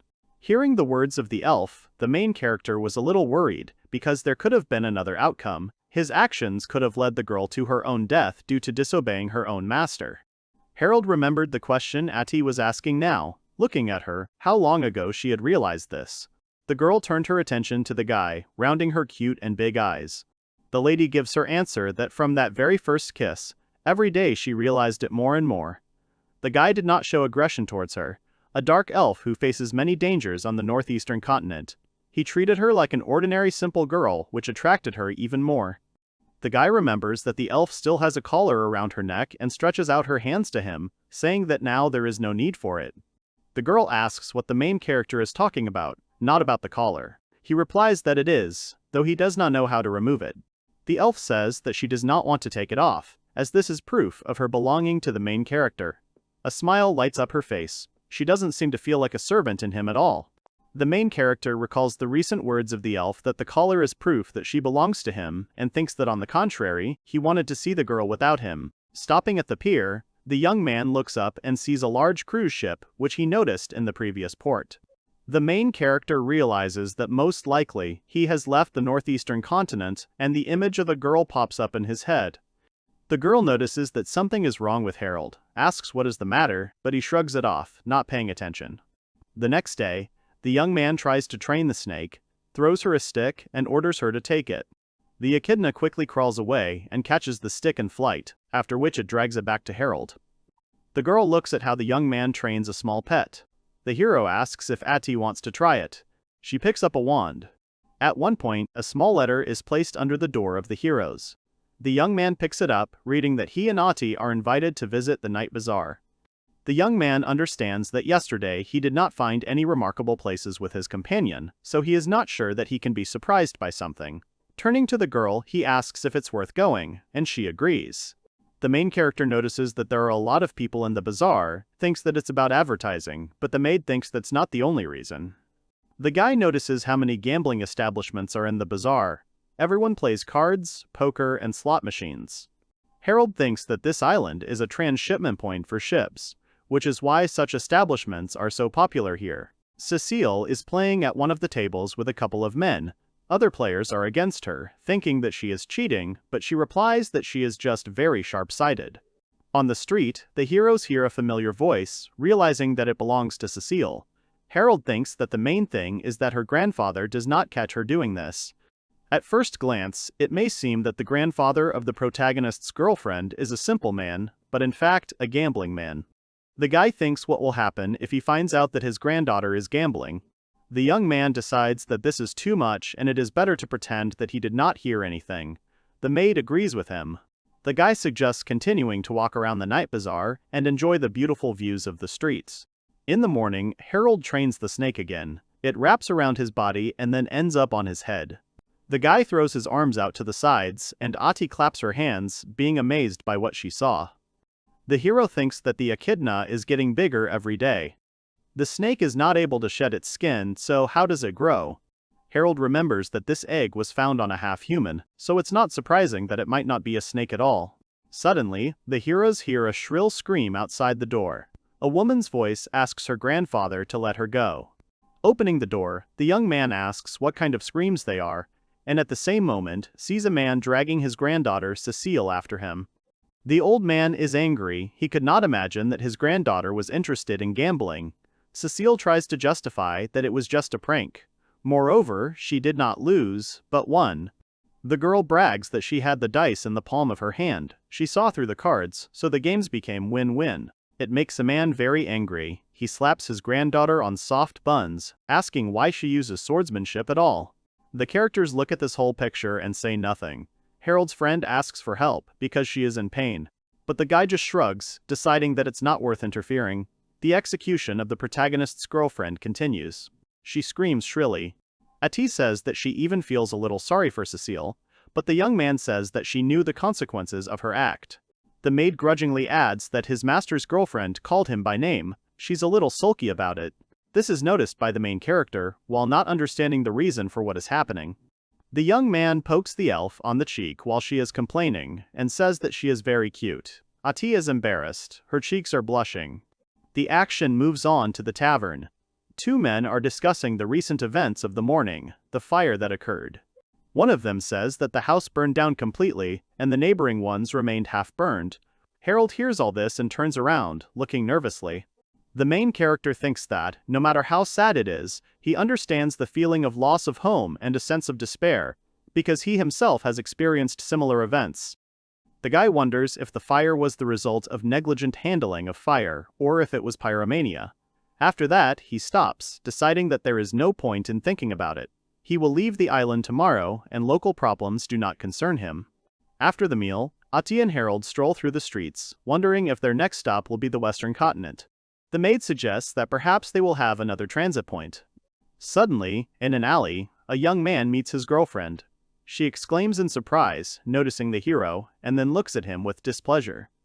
The girl immediately accuses the guy of callousness and betrayal because he did not save her from her grandfather's punishment. Cecile did not expect this from Harold. Thinking about it, the hero realizes that the sun will set soon, and the friend continues to walk around the city, and this can only mean one thing: she has not learned her lesson. Like last time, the guy decided not to do anything. Seeing Cecile again, the maid begins to be jealous of the guy, saying that she is perfect and probably wants to protect her. The girl blows her lips and looks somewhere to the side. The young man asks why Atie is suddenly acting like this, but she just apologizes for her behavior without commenting in any way. The main character decided that his maid was just not in the mood today. Once in the cabin in the evening, Harold invites his companion to admire the scenery on deck. She is surprised, but does not refuse. She likes this offer. Suddenly, an echidna snake crawls out from under his clothes and tries to say something. The guy assumes that she wants to go with them. After exchanging glances and smiling, the maid and the main character go up to the deck. From the deck, according to Harold, the night landscape of the port city seems ordinary, but the most important thing here, of course, is not considered to be him. The young man proposed this idea with the deck only to please his companion and see how she smiles. Harold is glad that the elf now looks happier than before.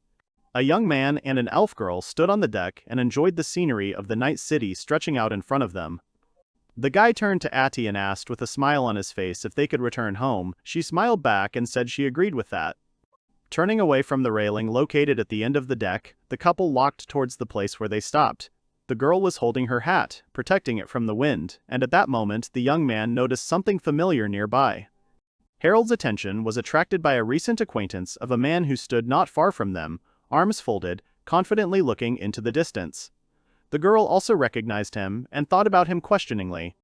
A sullen man named Wallen turned his gaze to them and said that he did not expect to see them here. The young man asked what their acquaintance was doing here at such a late hour. The white-haired man's face breaks into a smile that looks more like a grin, and he replies, grinning into his mustache, that he is waiting for his stupid granddaughter on this deck. The sly squint and the fact that the smile did not touch Wallen's eyes, as they remained cold and cunning, was noticed by the girl in the wide-brimmed hat, and the guy who stood behind made a face in disbelief. Harold Smith, with an expression of skepticism on his face, realizes that the old man seems to have guessed everything. Then he asks why he is waiting for his younger relative. Wallen's answer makes the main character perplexed, because the man says that he wants to hang his granddaughter, which raises questions and unsolicited fantasies from the hero. The old man continues that since the girl does not understand in a good way, this leaves him no choice. He will hang her with a rope and hang her so that she thinks carefully about her actions. The guy is still in shock after such a tirade by a man about his punishment for his granddaughter, and asks if it's all too much. An elderly man pulls consonants and asks if Harold is protecting his granddaughter, who, in turn, embarrassed and almost crying, replies that he has no reason to do this. Wallen still looks at the main character with a sly squint, but says that his question is over. The young man looks at the elf he bought with a strange look, and thinks that such a punishment is still crossing the border, but then decides that it is none of his business. Then he notices that Atie is looking at him very intently for some reason. The old man closes one eye and with fatigue on his face says that his younger relative is a big prankster and does not listen to him at all. A couple of heroes in the background are listening to this tirade of his. Harold enters into the conversation and informs that it is not for nothing that they say that no child knows how much he is dear to his parents. Children rarely think about the feelings of those who look after them. The elder replies that the guy's words are very clever, and he is right. Wallen complains that he tries to forgive his sweet granddaughter too much, but what she has been doing lately is too much. An elderly man remembers how he trained a girl and complains that she uses the art of the swordsman in gambling, but he did not train her for the sake of cheating. Smith understands that this is about the honor of a knight, and not about gambling. Wallen is distracted and, pointing with his finger at a strange creature coming out of the girl's dress, asks what it is that causes panic in the young man.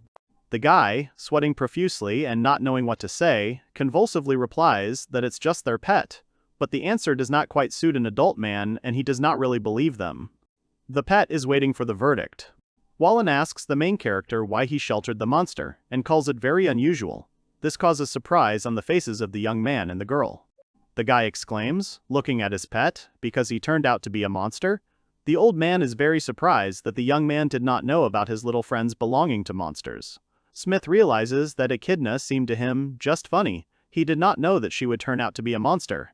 Harold is surprised how cleverly Valen figured out his pet. He is not surprised by his knowledge and says that he happened to visit the maze, and also notes that the young man's companion perfectly understood that they sheltered an unusual animal. The hero, left without a home, looks questioningly at his dark elf and asks if their adult acquaintance is telling the truth. Atie is very embarrassed, hiding behind her bangs, says that she thought that the young man already knows about it. The guy realizes that he was the only one who didn't even suspect anything. Harold Smith becomes very ashamed. He blushes, sweats, and closes his eyes, because he was so easily fooled. Wallen notices the guy's emotions and declares that there is no need to be embarrassed, because anything happens. He also knows several people who can tame monsters. The dark elf supports the elderly man and says that she has only heard stories about such people, but it is very rare that a monster gets so attached to a person. The guy sighs and tries to change the subject to avoid awkwardness. He starts talking about the man's granddaughter again and hopes that Cecile won't stay too long. Old Wallen again plunges into thoughts about his granddaughter. A sly squint appears on his face, and he says that yes, he also hopes that the girl will not stay, because it will be much better for her. Harold is glad that they managed to change the subject, smiles and asks if they should look for Cecile together, because naughty children need to be punished. The guy with a strained smile thinks that, unlike himself, their acquaintance is waiting for a much greater shame, which makes his soul feel lighter. The dark elf smiles at his words. At night, the streets of the city are filled with people who are in a hurry. The heroes are trying to find a girl among this crowd. The main character and the dark elf he bought walk between buildings. The girl, thanks to her data, tries to find out where Valen's granddaughter is, but does not hear her in any of the gambling houses they passed. The young man suggests that she move on to the next one. Suddenly, the blonde girl's ear catches a sound, and she pays attention to the door of one of the gambling houses. After that, she exclaims that the girl they are looking for is there. The guys pay attention to the entrance, and the guy once again clarifies whether their friend is exactly there, and then thanks Atie, because without her it would have been difficult. The guy asks if the elf wants anything. He will do everything in his power for this. The dark elf, bought by the hero with the last money, raises her innocent gaze at him and, folding her hands in front of her, says that she wants only one thing. Then he asks if she can wish for more love from the young man. The main character is very confused and surprised by her words. He looks at the girl with his eyes wide open. Atie continues to talk and asks if he is against her wish. The pair of the elf girl and the guy, who is still very confused, continued walking down the street. Harold said that he did not mind such a request from his companion. As soon as the travelers began to approach the door of the gambling house, they stopped abruptly. The guy saw something strange in the window. It made him wonder. As soon as Smith saw smoke pouring out of the window, he burst into the building shouting that it smelled like burning. The young man opened the door to the screams of Atie calling him, but continued on his way into the very inferno of the fire. The whole room was on fire. People inside were fussing and trying to hide from the fire. The crowd was running away shouting and complaining about some unknown dangerous guy who, apparently, was the culprit of this event. Two men who ran past the main character and the dark elf he bought, shouting that the same unknown guy set everything on fire just because he lost to a girl. Harold Smith tried to cover himself with his hand so that the flames would not touch him and asked what had happened in this gambling house, and also claimed that he did not see Cecile and offered to go a little further. His companion agreed with this. The couple moved on, making their way through the flames, devouring everything around them.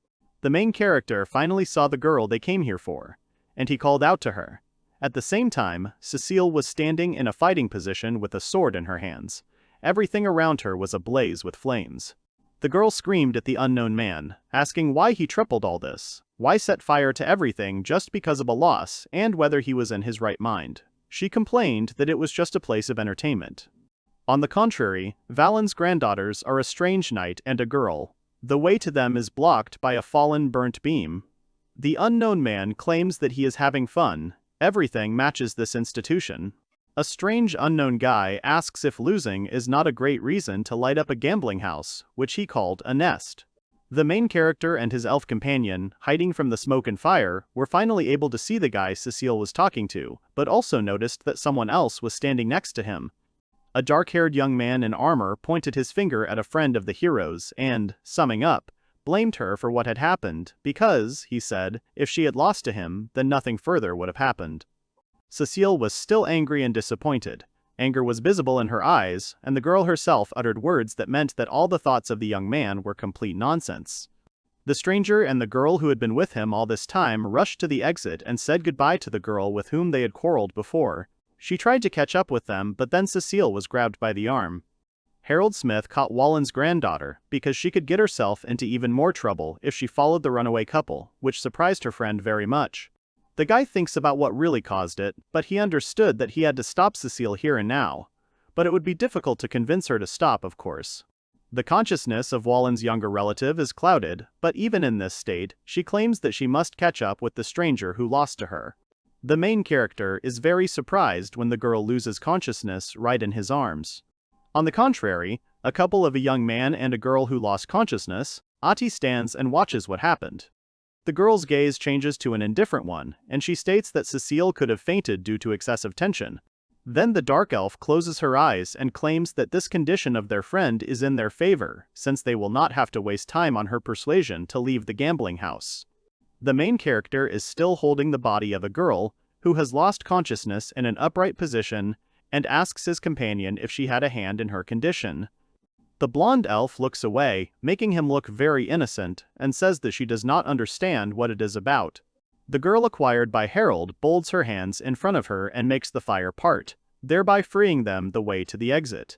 In parallel with these actions, she says that it's time for them all to get out, because there is still a fire around.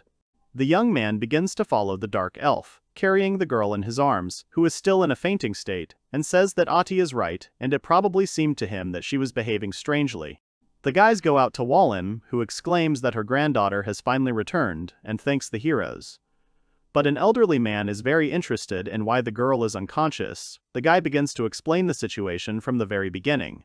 The elderly man's face looks thoughtful, but he listened to the full story of the heroes and said that he understood everything, and now he does not have to wonder why the whole city is on its ears.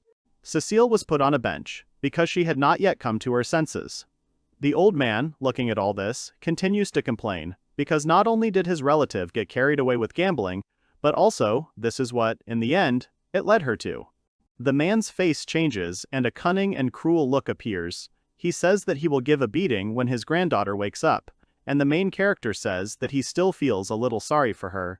The couple, consisting of Harold and the elf girl, moved to the inn where they were staying. Atie also agreed that Valen's granddaughter was really sorry. The blonde girl begins to address her master and say that she would like to take a bath, since she got a little dirty during the fire. Smith agrees with this and thinks that he should probably go there too. After taking a bath, Harold begins to press Atie against the wall, being in a state of very strong embarrassment. The main character, still hugging the girl's waist, declares that the dark elf smells very nice. Atie is embarrassed by this statement and, looking away, says that she is very ashamed. The young man gently puts his hands on the elf's head and pulls her into a gentle kiss, from which the girl's eyes close and sweat appears on her face. After the kiss, the guy sits on the bed and the girl sits opposite. Her face looks begging, so the hero asks what happened. The girl starts the conversation by saying that the guy is very kind to everyone. Atie opens her mouth and says she wants the main character to look at her more. The heroine was so carried away by her occupation that it was only after a while that she heard Harold Smith calling her. Looking up from her lesson, the girl begins to frantically apologize, asking if she hurt the hero. But he answers in the negative, saying that everything is fine. From the moment the couple got to the most exciting activity, they could only try to keep the rhythm of breathing and keep quiet. After the girl and the boy had satisfied their hunger, they fell into a restless sleep, finding the strength to only half cover themselves with a blanket. While the ship is rocking on the calm waves of the night, the main character slowly begins to float out of sleep. The young man jumps up abruptly and thinks why he can't sleep. Then he looks back at the girl sleeping peacefully next to him and touches her elf ear, forcing her to leave her slumber for a second. Harold pays attention to his pet, which, as it turned out recently, was a monster. The echidna notices that her master is no longer sleeping and quickly begins to crawl towards him. The animal climbs onto the bed and starts pulling the young man by the sleeve of his shirt. The guy is very surprised by such actions of the pet, and asks what she wants, and if she wants to show him something. The main character takes his weapon with him and, claiming that he has nothing to do anyway, follows the snake-like monster, says with surprise that he will walk with him. Following the wooden deck of the ship, the guy asks if the echidna wants to look at the night landscape.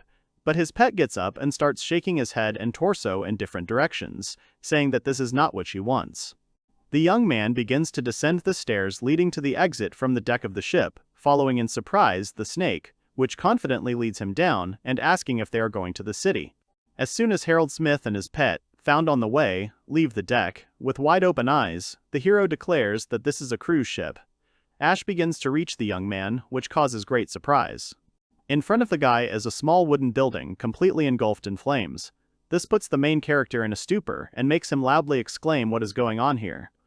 Still holding the weapon in his hands, Harold stumbles back and watches the semblance of a warehouse that is slowly burning down. The young man is very surprised that a fire broke out in such a place.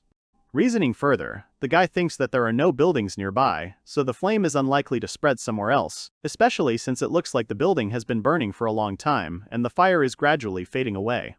Standing and watching the fire consume the wooden structure, the young man does not understand why the house caught fire at all, because it seems that no one lives there. Smith thinks it's all very strange. The main character comes closer and realizes that it couldn't have happened so easily, therefore, someone set fire to it. He remembers recent events and fears that a recent pyromaniac is behind everything. Harold Smith hears the clatter of armor and looks around. Behind him is a couple whom he saw not so long ago in a gambling house. They were fighting with Valen's granddaughter. The guy behind him makes a sly expression on his face and prepares for a conversation. The hero asks who this guy is, what clothes surprise him with. The stranger asks why he started the conversation right away, calls him a brute, and asks what he thinks. But Smith says he's asking just because he doesn't know. An unknown guy begins to introduce himself importantly and says that he agrees to tell the hero his name. It turns out that he, the Imperial, is the Count's third son. Harold begins to remember where he could have seen him. A moment comes to the young man's mind where an unknown elf is handed over to a gentleman in armor. All this happened during the hero's adventure in the maze, and then the guy remembers who is in front of him now. Harold realizes that this stranger participated in the recent bidding. He understands that the opponent is a count, but did not think that he would turn out to be an Imperial. An arrogant young man with pride in his voice asks Smith if it's cool who he is. The second young man does not understand what they want to hear from him and only confirms the words of the person, on the contrary. The main character is very interested in what such an important gentleman has forgotten on this island. Now a familiar guy is happy that Harold is interested in him and says that he will answer him. The Earl's third son begins by saying that, in truth, he cannot stay in one place for long, which surprises Smith. The Imperial continues that from an early age he hears a voice in his head. The young man rolls his eyes and says that he considers his voice a divine revelation and therefore obeys him. It is this voice that is the cause of everything. The son of the Count complains that because of this peculiarity of his, he had to leave his native empire, but he has nothing to complain about, because his father continues to provide for him financially, therefore he does not lack for anything. Now everyone present at the pier is looking at the black smoke rising from the burning building, and the Imperial continues that it was the voice in his head that told him to burn this place down. The guy's eyes become completely crazy, and he screams that if he doesn't like something, isn't interested in something, or on the contrary is funny and joyful, he burns it anyway. The Count's son, of course, understands everything and says that society does not like his behavior, and after the arson attack in the vicinity of Lamoist, and so far, he had to restrain himself. This makes the main character understand. Harold Smith looks at the burning shack once again and realizes that his new acquaintance set the fire there, just like in the gambling house. But then another thought arises in the hero's head. The guy says that this is just his guess, but wasn't the Imperial the one who completely burned down the house, located just in the area of the previously mentioned Lamist? A new acquaintance thinks for a second and says that such a scenario is quite possible, and he even remembers something like that. The main character's eyes widen, and all that flashes through his mind is that all this may be some kind of nonsense, but the Imperial is the one who burned down his house. The second guy asks what's wrong with what he did. Harold Smith thought that his main thought after such news would naturally be the thought of revenge, but with a sigh he realizes that there is nothing like that in his head. Looking at the still burning house, the hero says that if we really mean the truth, then he asks a new acquaintance to forget about that house, after which his gaze becomes completely indifferent. The expression on the face of the Count's third son again acquires a cunning color, and he asks if the young man does not think that it is better for him not to mess with such a strange guy like him. Harold smiles affably and says that he is about to leave, to which the Imperial replies that he only asked him and did not threaten, but as soon as the guy turned and began to retreat from the side of the ship, a sharp sword flashed near his face, leaving a scratch on his face. The guy glances back and sees that the weapon belongs to the Count's son. He stops the main character and asks if he really thinks that he will be released alive. The Imperial, with a crazy smile on his lips, claims that he will have problems if the guy tells someone something. Smith turns his head and makes an innocent look. The wound on his cheek is bleeding, but the young man does not pay attention to this and stammers that he will not tell anyone. Still holding the sword in front of the main character's face, the Count's third son looks at him with a haughty look and says that, of course, he does not believe him. A new acquaintance of Harold mentions a great saying where it says that the dead do not speak. He also promises to fish the girl who saw him in the gambling house. The Imperial continues to escalate the situation and say that he will not see an easy death for the girl he lost to. He claims that he will leave her without limbs and cauterize the wounds. Later, the Count's third son still cannot calm down, and ends his monologue by talking about the future of Wallen's granddaughter when she gives birth to a child who will become his slave. The main character does not understand how his new friend turns his tongue to talk about such vile things. Harold Smith recalls that Cecile is strong and most people can't handle it, so she would have handled this night, but after all, he just can't escape. The guy looks around to find his pet with his eyes and thinks that he needs to hide it so that she does not catch anyone's eye, but sees that she is already hiding before the young man has time to blink an eye. While the hero is distracted, his opponent uses this and attacks, cutting the air with a sword while shouting at his opponent not to yawn. Such a drastic action brings the hero to his senses. The young man turns around and forcefully strikes the opponent's sword with his weapon, which leads the second to surprise. The Imperial retreats, in a state of shock. He laughs sarcastically and says that the main character took his punch pretty well, and then Harold comes to realize one important thought. The young man comes to the conclusion that the Count's third son is a weakling, so it is useless to fight with him. Smith's opponent starts laughing crazily and trying to hit him, which the young man deftly accepts and takes away from himself, without even making any effort. The guy continues to try to hit his opponent at the same pace, saying why he just stands there and does not attack back. He claims that at this rate, the young man will simply be put under attack. The main character does not want to fight with him at all, so he closes his eyes and thinks that his opponent is not exactly a rookie, but Smith expected that he would become something like a fateful last.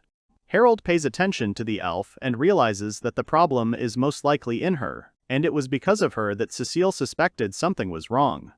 The young man gently hits the guy with the end of his weapon. He falls forward, not even trying to resist. Then the hero turns his attention to the girl and sees that she is clasping her hands in a gesture. Smith turns to look at her and sees that she is laughing maliciously, so he understands that she is happy about her master's loss. The main character thinks that the Imperial is unlikely to have treated his subordinate well, so her reaction no longer seems strange to him. The Imperial tries to catch his breath because of such a sudden attack, then holds the sword again and declares that his opponent is quite good. Then he raises his weapon and informs that he will become much more serious now. The Earl's third son runs at Harold Smith with a loud roar and tries to deliver a crushing blow to him with his sword. But the young man does not even have time to touch his opponent, as he abruptly dodges and hits the second guy on the head with the end of his spear, after which he falls to the ground, losing consciousness.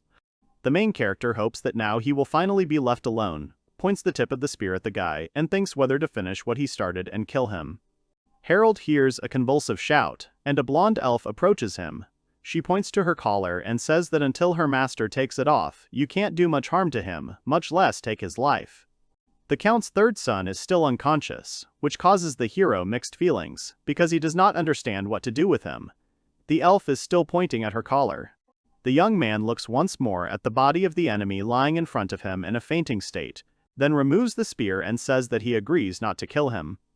The elf girl thanks him for this decision, and also for teaching him a lesson in this way, because the girl could not even swing at him, since the collar was immediately activated due to such an action towards the owner. The stranger thanks him again, and does not understand how such a weakling as her master could even end up in the maze, where he took possession of her. The girl, with disappointment easily visible on her face, says that if she were not there, the Imperial would not have been in this world for a long time. She also notices that he is such a pyromaniac. This makes her surprise the hero.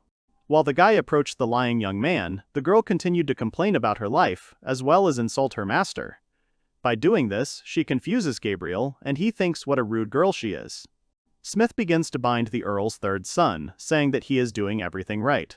This action causes confusion on the face of an unfamiliar elf, and she asks what he is doing. Later, the girl begins to scream, because the young man captured her with a rope. She doesn't understand why they're tying her up too, so she thinks the guy is bullying her. The main character ties the Count's son and the elf together, to which the latter shouts that Harold has completely lost his mind, because the first guy is an Imperial, so he may have problems, and also that the collar is still on her. Smith scratches the back of his head, and says he can't just turn a blind eye to his opponent in case he burns something else. The elf begins to scream that the guy does not feel sorry for her at all, while he is busy hanging a sign on the unconscious young man, which indicates that he is a pyromaniac, while the girl still calls him a non-human. Harold Smith went to the ship, but after him came the screams of the elf that he was actually not as kind as he wanted to seem. She also screamed that she would let him feed animals so that his life would not seem sweet to him. The guy sees his pet hurrying towards him, then lets her climb onto his shoulder and says that's what they decided. In the silence of the early morning, a loud, girlish scream rang throughout the ship. Cecile, being in limbo, the girl tearfully asks her grandfather what he is doing. She says you can't treat your sweet granddaughter the way he does. A relative of Wallen complains that an elderly man uses his skills for God knows what, and is addicted to God knows what games. He, in turn, replies to her that she is good herself, since she goes with no one knows where, and considers this inexcusable. The girl is very embarrassed because of the situation in which she finds herself, looks away from her grandfather, and says that he misunderstood everything, and that she likes kind people, and not who knows who. Wallen, indignant at her response, looks surprised and at the same time annoyed, claims that his younger relative was brought unconscious yesterday. The old man continues to complain that the girl was lucky that it was their friends who found her, because if someone else had done it, it could have ended much worse. The bound girl is very surprised by his words and asks again if Harold Smith really brought her. This causes her great indignation from the man who chastises her. The quarrel of relatives is caught by the main character. He finds a part of the conversation where an elderly man says that his granddaughter is very stupid, not only as a person but as a swordsman too. The young man thinks that his grandfather fulfilled his promise and really hung up the girl who disobeyed him. He hears Cecile's screams, where she claims that her grandfather is as stupid as she is because it is he who is shouting at her now, which causes his indignation. The main character, on whose shoulder the echidna is still sitting, tired of adventures, stretches, and thinks about going to sleep a little more. The guy asks one of the sailors who served on the ship how soon they will sail to the continent, to which he receives the answer that they will have another stop on the island, and the next one, in 2 weeks, is just his. Smith thanks the man and realizes that they have been on the road for more than 20 days. Harold leans with folded hands on the side of the deck and realizes that a lot has already passed during their journey, but he could not have imagined that he would meet the arsonist of his house. The young man puts his head in his hands and, looking thoughtfully into the distance, reflects on the words of the sailor who said that they would have another stop. Smith hopes that everything will go smoothly this time. A pair of a young man and a girl with an elven appearance looks in surprise at the inhabitants of the island where they stopped. These turn out to be animals similar to cats, but walking on 2 paws.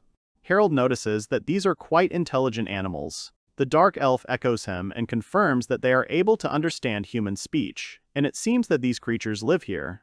The young man admires that there are animals that can understand people. His companion replies that they are completely different from their half-humans, and indeed, they are rarely found. The main character hears a voice below and is very surprised. He listens to the question that says whether they need help.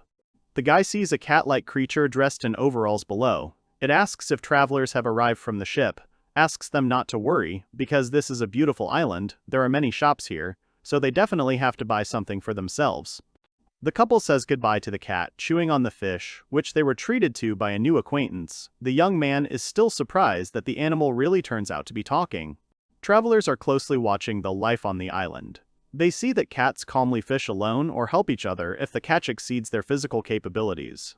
The young man looks dumbfounded by the events that are taking place on the island they arrived on, but then he hears the elf who arrived with him calling out to him. The main character is confronted by a resident of the island, who, folding his paws in front of him, greets travelers and offers his services as a guide, saying that they are not expensive at all. The cat continues to describe the delights of his proposal when the guy asks if it looks like a walk through famous places, to which the stranger nods confidently and says that he will also show secret places. The young man asks what the cost of such an offer is, and the cat, thinking for a second, asks what he thinks about the 3,000 as payment. The resident of the island looks very inspired, but as soon as Harold begins to think about his services longer than necessary, the smile on the cat's face slowly begins to fade, and the first tears appear in his eyes. The cat clings to the young man's trousers with its claws, and, with tears on its face, begs a couple of travelers to agree to his proposal. Because he has no job and nothing to live on, he also declares that they can stroke his tummy. Such words of the animal bewilder Harold Smith, and his dark elf is delighted. She even asks again if it is possible to stroke the tummy. Such a question from a girl traveling with Smith raises questions from the latter, but Atie just shrugs it off, telling him not to pay attention. After a little more thought, Harold agrees with the cat's proposal, which causes his undisguised delight and questions whether he is telling the truth. The young man recalls that the creature promised to give itself a pat, after which the latter falls on its back.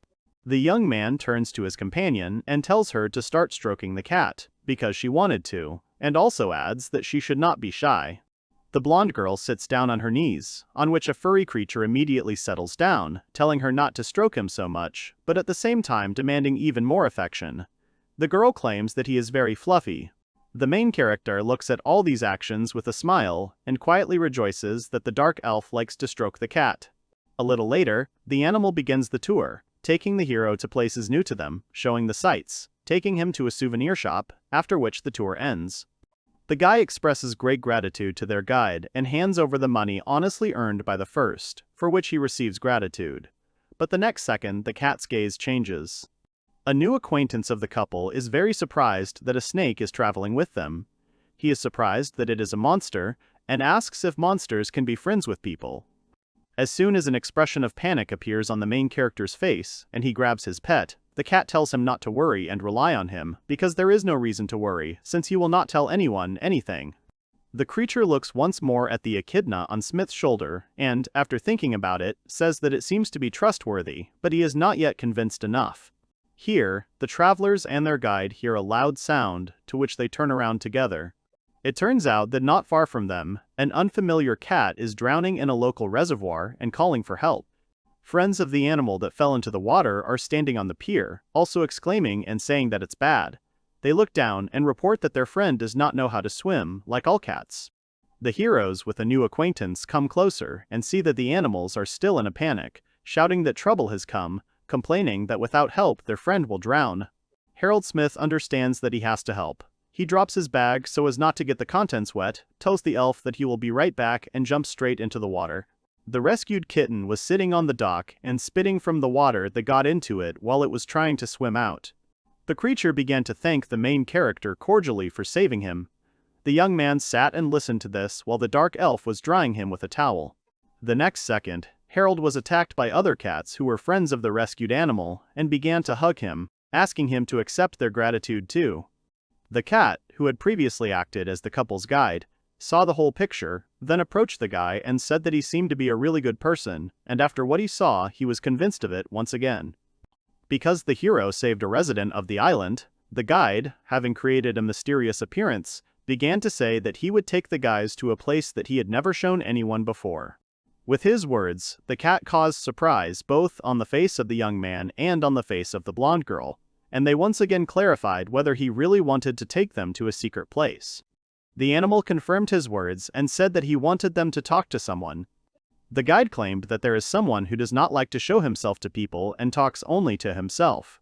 Still surprised, Atie and Harold looked at the cat and continued to listen to his words that the unknown should talk to someone other than him, so he thought that she would not mind talking to them. The dark elf looked attentively at her master, and he asked the cat what they needed to do to meet the mysterious friend of their acquaintance, after which the cat meowed, as if telling them to go after him. The heroes walked along the slope of the mountain, located on the outskirts of the island near the sea. They carefully stepped along a narrow path under the words of the guide that they need to be careful, otherwise they will fall.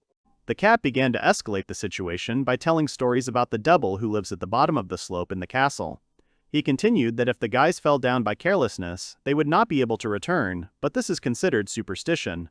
But after a second, the animal's muzzle smooths out. A smile appears on it, and he innocently says that the couple should not allow themselves to be fooled by such tales. Sometime later, a group of travelers and their guide stopped, coming out on a fairly flat place. The cat said they had come to the right place. The main character, the elf and the cat, stopped on the shore of the bay, enjoying its views.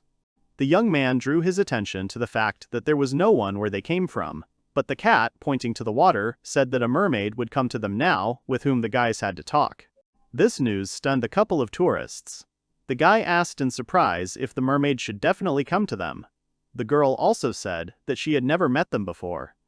Atie said that in the past she had once heard that there was a lake on the lower level of the maze, where they had been before, in which mermaids live, but she never knew that they could be on the surface. The main character thought about the words of his companion and repeated her words in his head once again, and then thought that what they were going to meet might be a monster that had escaped from the maze. The cat stood up for his friend and proudly declared that the one he wants to introduce to his new friends is just a local mermaid who sailed to the island from the far south. The creature continued to enthusiastically say that the mermaid is very peaceful and knows how to talk. Later, the cat winked at the young man and asked the latter not to worry and rely on him.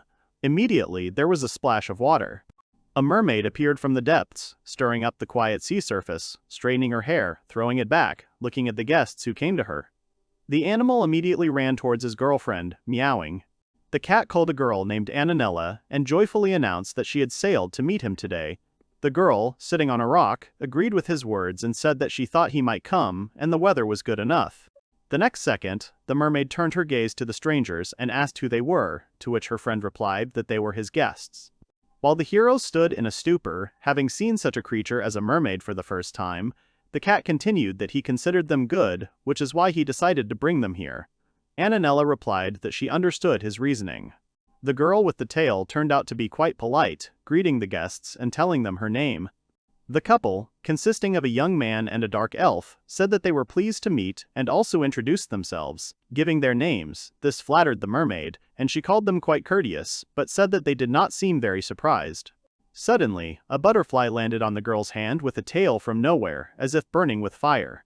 She didn't surprise Annanella, but she did surprise the guy's face. Gabrielle turns a puzzled look at the elf standing on her right shoulder. She looks very confused and begins to apologize. Atie, looking away, says that it was her butterfly. The mermaid, still holding the insect on her finger, claims that it looks like witchcraft to test for hostility or something like it, then asks if the girl's doubts have been dispelled. The dark elf said she didn't feel any threat. If she offended a mermaid with this action, then she apologizes for it. The girl sitting on the stone said that she did not see anything terrible in her actions, because the second girl did not attack her, she just wanted to know if the cat's friend was someone bad. The main character smiles, and, adjusting the Panama hat on the blonde girl, says that he is sure that the girl did not mean anything bad. The mermaid asks not to think about these events, informs that everything is fine, since her friend Sabani said that they are good guys, then that's really how it is. The next second, Sabani stands between the talking guys with a question, why are they just standing there? Then raises his paws up and says that they should start having fun chatting. The guide sits on a log with the mermaid and tells one of his stories. The mermaid laughs at him and says that he is very funny. From her words, the animal is very embarrassed, and the guys sitting opposite laugh at him. The young man understands that at first it was very awkward for them to talk to new acquaintances, but in the end, they talked without any hesitation, and he also notices that the place they found themselves in is very beautiful.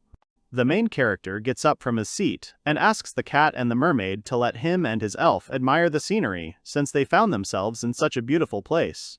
After that, the couple walks to the very edge of the shore and enjoys the beautiful scenery. Standing near the water, a blonde girl pronounces the name of her master and asks for forgiveness for acting very willfully. The young man says that Atie has nothing to apologize for because it was done for their safety. Harold is not capable of such a thing, so he thanks the elf.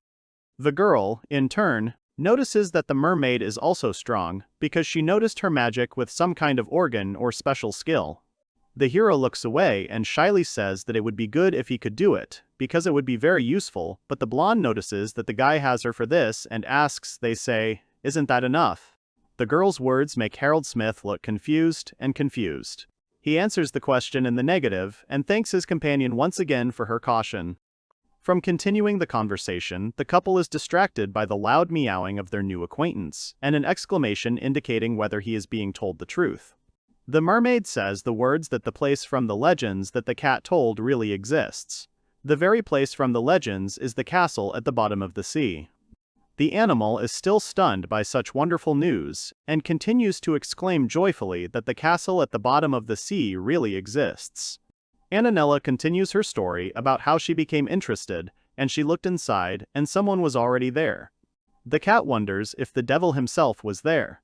With these words, he makes the girl with the tail think and answer her friend that she does not know who was there, the devil or someone else. Remembering who she saw and imagining his silhouette, the mermaid accurately asserts that the stranger's aura was by no means benevolent. The words of a friend cause panic in the cat, and he says that the first thing he must do is warn all the inhabitants of the island about the danger. Annanella calls out to him, shouting at him twice to stop. Of course, she does not see anything wrong with him telling about all the residents, but how will he explain to them where he got such information, because then he will have to tell about the girl with the tail. The cat realizes what a mistake he almost made, after which he says that his girlfriend is inherently a monster, and if this becomes known on the island, then trouble will happen. A new friend of the guy's confirms the words of her friend and says that people can call her that monster or even the devil. She claims that virtue is good, but he should think about the girl's situation. The main character sees the whole situation and hears the conversation. He becomes interested. But he understands that he is a stranger here, like the elf, and it would be indecent to interfere out of pure curiosity. The cat-like creature sighs and does not understand what to do in their situation. The mermaid confirms his words and says that it takes some time to develop a plan of action. The girl with the tail raises her hand to her head and says that she does not know for sure whether that stranger is dangerous or not, so she wants to swim once more to the castle located at the bottom of the sea to make sure of this. Sabani looks kindly at the mermaid and asks her to be careful. The girl smiles at this and says that her friend is very kind and she loves him for it. A couple of travelers are closely watching this scene. At the same time, Cecile and her grandfather are in the tavern.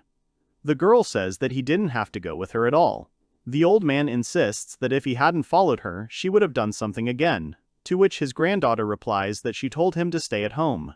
Bringing a fork with the contents of the plate to her mouth to enjoy the taste, the girl asks why her elderly relative has a backache at all. He thinks about the answer and almost starts talking, but is distracted by the people who entered the tavern.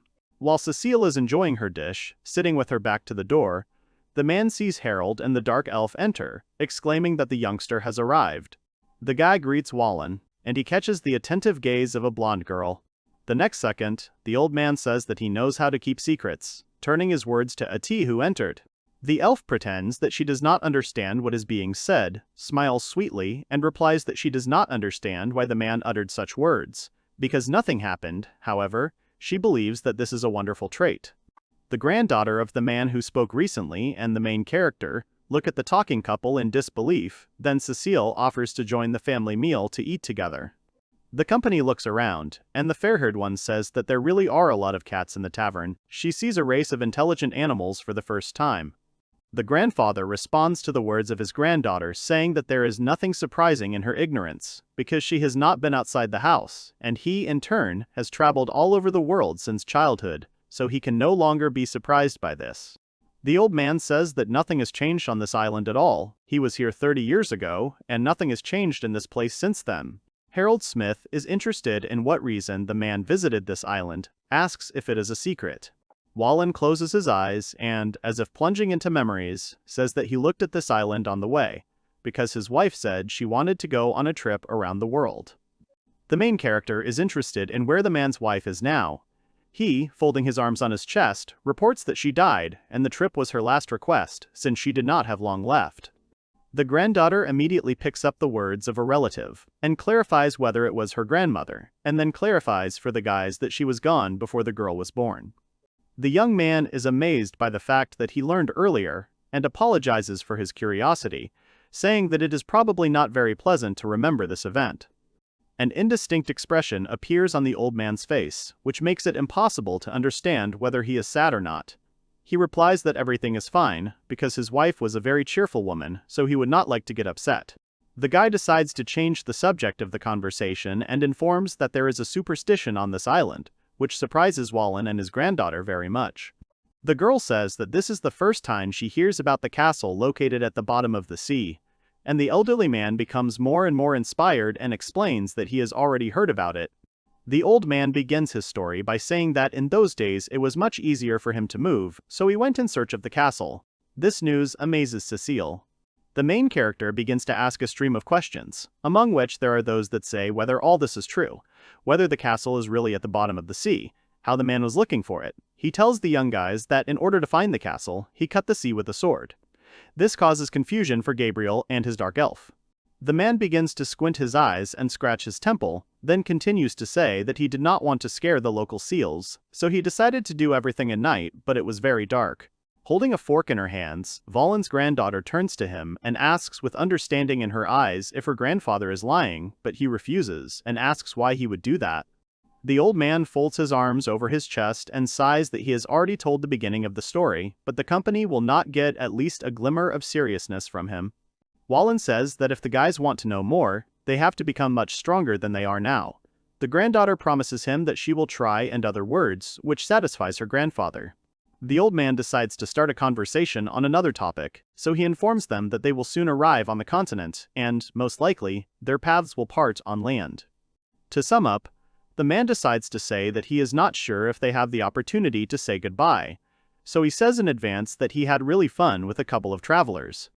The couple, after all, is heading to the southern continent, and Wallen and his granddaughter are heading to the western part of the western one. The old man's words evoke a sincere smile on the main character's face, and he thanks the little family for everything, and also claims that if fate is kind, they will meet again. Cecile stretches and says that their farewell is an annoying situation, because she really liked Harold, but at that moment her mouth is covered by a gloved hand belonging to her grandfather. The man looks closely at the reaction of the elf, At this time, his granddaughter begins to break out of his hands, asking what her grandfather is doing, and he says that she should not utter such words. It seems to the young man that Wallen is afraid of Atie. The next day, the couple is sitting on the bed in their own cabin. The elf, being in the arms of a young man, tells him that she will be happy if the gentleman hugs her tighter. The guy agrees with her. Suddenly, the characters notice a glance in the cabin window, which is directed directly at them. They realize that it is their familiar mermaid who is studying them carefully. Harold Smith unclasps his hands, which had been on the girl's body up to that moment, and pulls away screaming, saying the girl's name. Still very confused, the dark elf and the main character do not understand what their recent acquaintance wants from them. But then Atie realizes that she seems to want to talk to them about something. Quickly dressed, the confused heroes come to the beach, where they meet with a mermaid. She apologizes to them for interrupting. The guys say that everything is fine and ask what happened. The girl with the tail turns an embarrassed look at the couple and tells Gabriel that he seems to be a good fighter, and the elf is most likely capable of conjuring, which the latter agree with. The mermaid says that during her journey she saw a strange creature that she had noticed before. At first, she thought he was as harmless a monster as she was. But after a little reflection, Annanella says that, however, now she does not think that the creature is harmless. She heard the humanoid muttering to himself that more bones are needed. The main character, summing up, asks the mermaid if she wants to ask them to help her deal with this creature. He asks if she wants to force a fight on him. The young man asks why the girl should join the battle. He says it's better just not to swim there. This causes an offended expression of surprise on the face of the tailed girl. After listening to the guy, the girl loudly beats her tail on the water surface and shouts that in this case, her furry friend may be in big trouble. The mermaid glares furiously at the couple who are standing in front of her. The elf is ready to rush to protect her master at any moment. She has already prepared a gun for this. The water inhabitant comes to realize that she has done something wrong. Annanella screams and begins to apologize to the couple. The young man, standing in front of the dark elf, who was ready to rush into battle at any moment, said that it was okay. He himself did not think about what he was saying. Harold understands that friends cannot be left in the lurch. The tailed girl tilts her head and puts her hand to her chest. She cordially asks her new friends to save Sabani, because he is very dear to her. The mermaid, still in turmoil, says that nothing can replace the crimson sunsets that she watched on this coast with her tailed friend.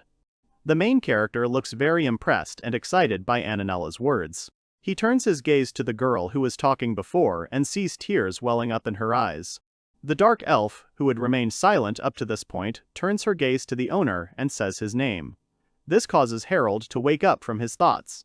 The guy purses his lips and agrees that he can help in this situation. His words make the mermaid open her eyes and stop crying, and the elf, in turn, says that she will go with him. The girl, who lives in the depths, wipes the remnants of tears from her eyes with her fingers, and says that she wants to express her great gratitude to Smith, while smiling with a wide white smile. Under the sound of quiet waves, the heroes sink deeper and deeper to the bottom of the sea, being in a special bubble that does not burst even from touching. The dark elf and Harold look very surprised to be in a bubble that neither of them had seen before. It allows the couple to conserve oxygen. In it, they follow the mermaid. The elf is still looking around, and Harold, in turn, says that all this is very amazing, and he did not even know that the girl with the tail was capable of such sorcery. The main character looks up and feels the bubble in which they are located. He sums it up and says that even underwater transportation is not a problem for them, and also asks what they will do when they arrive at the castle. The girl with the tail only smiles mysteriously at Harold's words and asks him to rely on her. She claims that water magic is her element. The couple in the bubble and the mermaid who accompanies them are approaching the underwater city.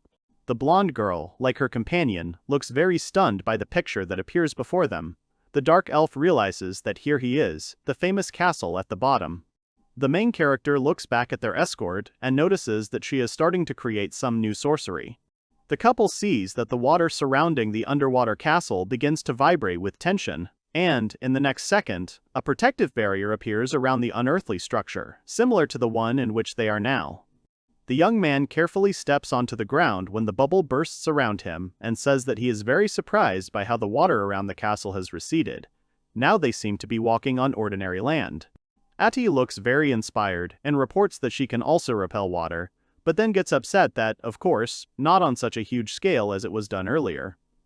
The mermaid hears their conversation and says that people like her have a predisposition to water magic, but even among them, there are few creatures equal to her. The girl informs that she will have to take human form, and the next second, instead of a tail, she has legs. The blonde elf looks at such witchcraft in surprise and asks, they say, if this is also magic. The mermaid answers this question as if it is something like a racial ability. The mermaid notices that they should have been noticed by now, so they have to be very careful. A group of 3 guys carefully enters the castle gate. The young man looks around and concludes that the castle is dilapidated, and it looks like it is very ancient. Then they step into a huge hall. The mermaid, who recently got legs, confidently points her finger at one of the arched openings and says that the guys need to go there. After that, they all enter another corridor, at the end of which they are greeted by a table with old dishes. Suddenly, a butterfly appears next to a blonde girl, which surprises its creator. She informs her master that the butterfly is reacting to something down the hall. Coming out of another huge arch, the 3 travelers enter a room that is very spacious, which the main character notices. But suddenly, Atie calls him by name and shouts that there is something upstairs, urging him to be careful. Literally a second later, an unknown creature attacks the young man from above, which causes him to start running away. The guy looks around and sees that there is a huge golem behind him. The main character puts a weapon in front of him and prepares for the attack he expects from an unknown creature. But something confuses him. He sees the bones. The guy realizes that the golem was given the shape of a humanoid with the help of many bones. The young man turns his head to the mermaid, who now has legs, and asks if she has seen this monster before. The blonde-haired girl replies that she saw someone else on her last trip, and not this golem. Then Harold Smith turns his gaze to the dark elf, who, in turn, stands in a fighting position, grabbing her weapon more comfortably to repel an attack at any moment, and notices that, most likely, there is some kind of caster hiding nearby who controls this monster. The golem is still aggressively looking towards the travelers, but something begins to glow on its chest. The bones part a little, and the characters see that an eye can be seen among them. This confuses both Harold and his elf. The young man is very unsure of what he has just seen. But the elf refutes his doubts and says that she noticed the same thing. She then sums it up and reports that the caster is sitting inside the monster itself. Then, in addition to the eye, a sinister smile peeks through the bones. Seeing it, the company concludes that the creator of the golem seems to be very confident in his abilities, believes that his creation is indestructible, and therefore believes that being inside it is the safest. The guy claims that until they deal with the monster, they will not get to the creator, but Atie says that he is mistaken, because there is no need for this. It is enough just to deal with who is inside. The blonde girl gets into a fighting pose and points her gun at the creature, and, taking aim, makes a shot. 2 bullets are flying straight towards the golem. The bullets fall directly into the hole from which the eye and smile of an unknown person had previously peeked out. The golem begins to collapse, which surprises the main character and the former mermaid. After all the bones have fallen down, a man appears in front of the company, who is in a kneeling position and holds on to the places where the bullets of the elf hit. Atie starts to release the gun and concludes that her job is over. The young man looks at her with great surprise and says that he is very surprised by her actions. The elf reports that the company is lucky that the golem was created from bones, as there are significant gaps in such things. The young man is still stunned and asks if the end has come for this golem. The next minute, a rustle is heard, which is interrupted by the elf's monologue. She turns convulsively and raises the gun again to be ready to shoot at any second. The main character is very surprised by the girl's behavior and asks what happened. She, in turn, replies that, apparently, she was mistaken. A crazy stranger's face looks at a company consisting of a man and 2 creatures. He reports that, judging by the man's face, the question arises as to why he is unharmed. Next, the man clarifies whether he needs to do something, tell the characters his story or not. The white-haired man says only one word that speaks about necromancers. The elf explains that they often mortify their bodies and become lich. Most likely, he is one of them. The girl says that in order to deal with this, a couple of bullets will definitely not be enough. The blonde girl, looking at the remains of bones that remained after the monster, says that only a necromancer could assemble a golem from bones alone. The dark elf turns her head towards her master and explains that the only way to defeat the golem is to eliminate its core. Here a stranger interrupts her and asks why she is talking about this and begins to talk, but he is interrupted by shots that the girl makes from her gun. The stranger, who has been inside the golem all this time, easily dodges bullets, straining only the muscles of his face, which amazes the main character, because he reflects bullets. The men look surprised and a little disappointed. He complains that he was declassified and says that it's not interesting, and then looks back at the pile of bones and said that everything is clear to him. The gray-haired man turns his gaze to the girls, and asks one of them why she understands magic, and then realizes that earlier he thought, why did the water suddenly recede so abruptly? The stranger, still standing in the pile of bones, says that this castle has been lying at the bottom for more than 300 years.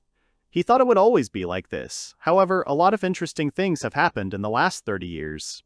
The man continues his monologue and tells the heroes that once in his memory the sea was untied in half and all sorts of strange but strong guys came to visit. The unknown man's hand points to a group of 3 associates who look quite surprised by what the gray-haired old man is saying. The main character recalls Wallen's story, which he told during lunch. She was just thinking about how he cut the sea in half and wondering if the man meant the right person when he talked about power. A crazy smile stretches on the face of an unfamiliar man, and rage lights up in his eyes. He tells that he decided to join the fun, and for this he does not need tools. After that, he looks for confirmation of his words in the eyes of travelers. The man spreads his arms and starts shouting that he needs more, much more bones than he has now.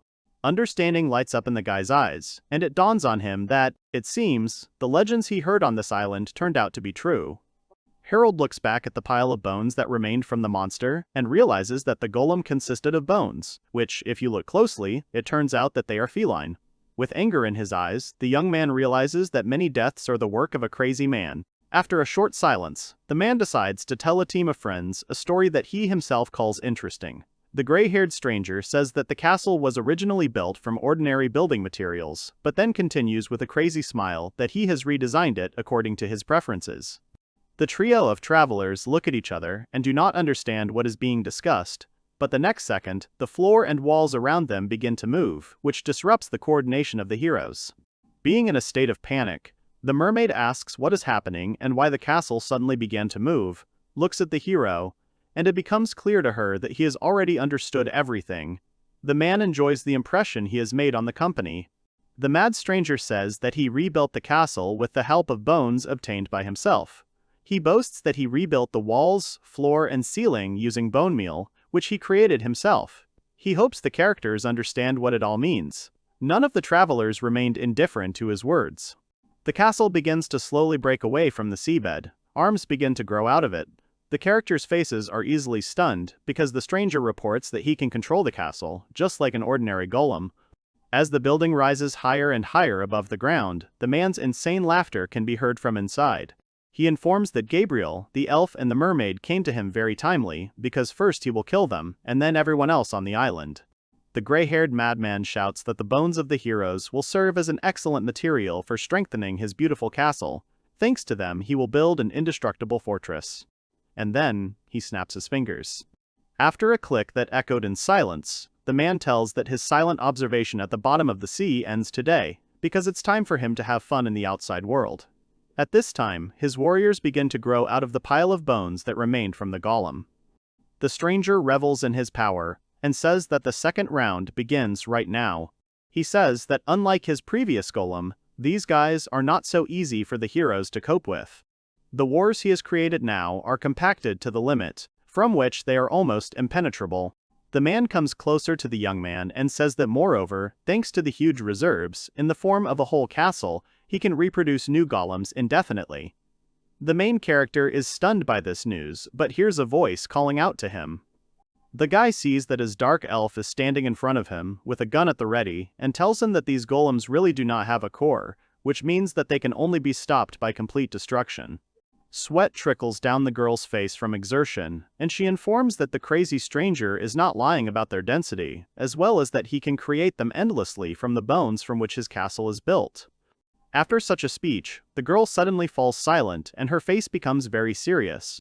Harold sees this and, with sadness on his face, informs that it will not be easy to destroy the golems.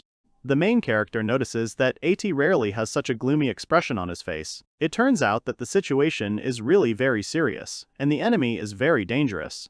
After that, the golems go on the offensive. The young man begins the battle by destroying the head of the first golem that dared to attack him, but after he sees that there is no body part on him, and the next second it grows again, he concludes that there will be no end to them. The blonde elf shoots back at every monster that approaches her, while trying to hit a crazy stranger who complains that she constantly misses. The main character crouches down to evade the monster, while realizing that the castle continues to move and is getting closer to the island with each step. He looks at his spear, which has already begun to give up small pieces, and thinks that the spear, with such enemies, will not last long. The mermaid is trying to escape from the creatures attacking her, because she does not have a weapon with her. The elf, in turn, jumps away from the hands that are trying to get to her. The castle continues its movement and has almost approached the island where the cats live. Harold's gaze turns quite angry. The castle continues its way towards the island. The golems continued to attack. The main character managed to fight them off, but his strength was slowly running out. Harold remembered that his elderly friend was currently on the island, and even if they managed to deal with the necromancer, he would surely suspect something was wrong and deal with the problem. At the same time, the guy understood that if the huge bone castle reached the island, there would undoubtedly be victims, so they had to stop him here and now. Continuing to fight, the young man thought about how to stop what is happening now, because the creatures are very persistent, and there is no end to them. If his spear breaks, it will be very difficult to fight the golems alone.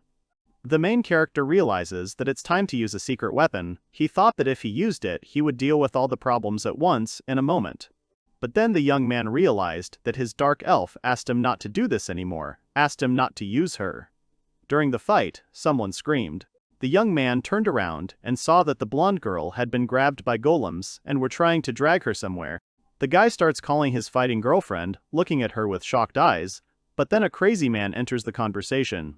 He says he's already pretty tired, and it's time to end this useless battle, and then abruptly takes off.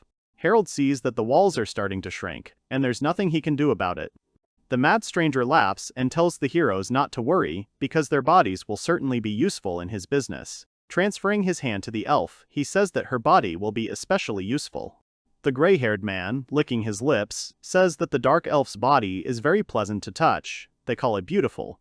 At this time, his golem begins to feel her, touching her arms, legs, face, and other parts of her body. The man says that she will become the most desirable corpse. All this action ends with the crazy laughter of a stranger. What is happening is starting to scare the girl more and more, who is in the company of the main character all the time, which is why the latter's eyes widen and become insane. Comfortably intercepting his weapon, which is a spear, the young man begins to call himself into the dark force, which greatly surprises the elder and his companion. Darkness is gathering around the main character. He is getting crazier and crazier by the second. His hand is gripping the spear with force, which is aimed at the villain. From overexertion, not only tears but also blood appear in the young man's eyes. The muscles on his face begin to stand out clearly. The mermaid correctly notices that something incredible is beginning to happen, and watches everything with interest. The elf screams that the young man promised her not to use such a method of protection, and the extent to which anger overwhelms a young man makes an older man wonder. Unable to distinguish anything around, the young man swings his spear with such force that it cuts through the air, leaving only fragments behind, and, being an all-consuming spear, flies straight at the mad stranger. The young man abruptly opens his eyes and comes to himself, not understanding where he is. He stands up abruptly and, looking around, notices that he is on a ship he knows, so he calms down for a while. Touching his face and checking his general condition, the main character decides that he seems to have lost consciousness, and since he is here, then everything is fine. Harold sighs heavily and does not understand what happened after the battle. He thinks he's made his companion worry about himself again, but then he looks ahead in disbelief. The young man looks around once more, and does not know how to describe what he sees. The left side sees everything in black and white. This feeling causes the guy a lot of questions. The main character starts touching his face in shock. After he has figured out a little what he feels, the guy realizes that his eye has stopped recognizing colors. Still not believing in what is happening, the young man realizes that this is most likely the consequences of using that skill of wielding an all-consuming spear with which he was able to defeat the madman and his army. The guy looks up at the ceiling and tries to sort out his feelings. He comes to the conclusion that he does not regret his action because he assumed that something like this could happen to him sooner or later. Harold sits up carefully on the bed so as not to disturb his painful body.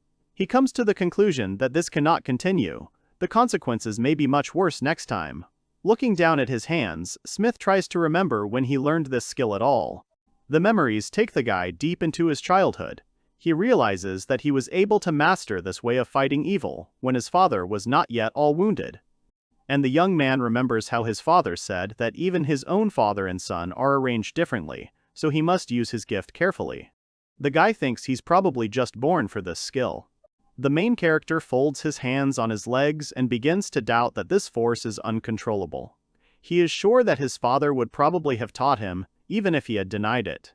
While the young man is in thought, a voice is heard calling him from behind the door. It snaps the guy out of his memories. The blonde elf, a little embarrassed, carefully looks out from behind the door that leads into the room. She asks to tell the gentleman if he is all right.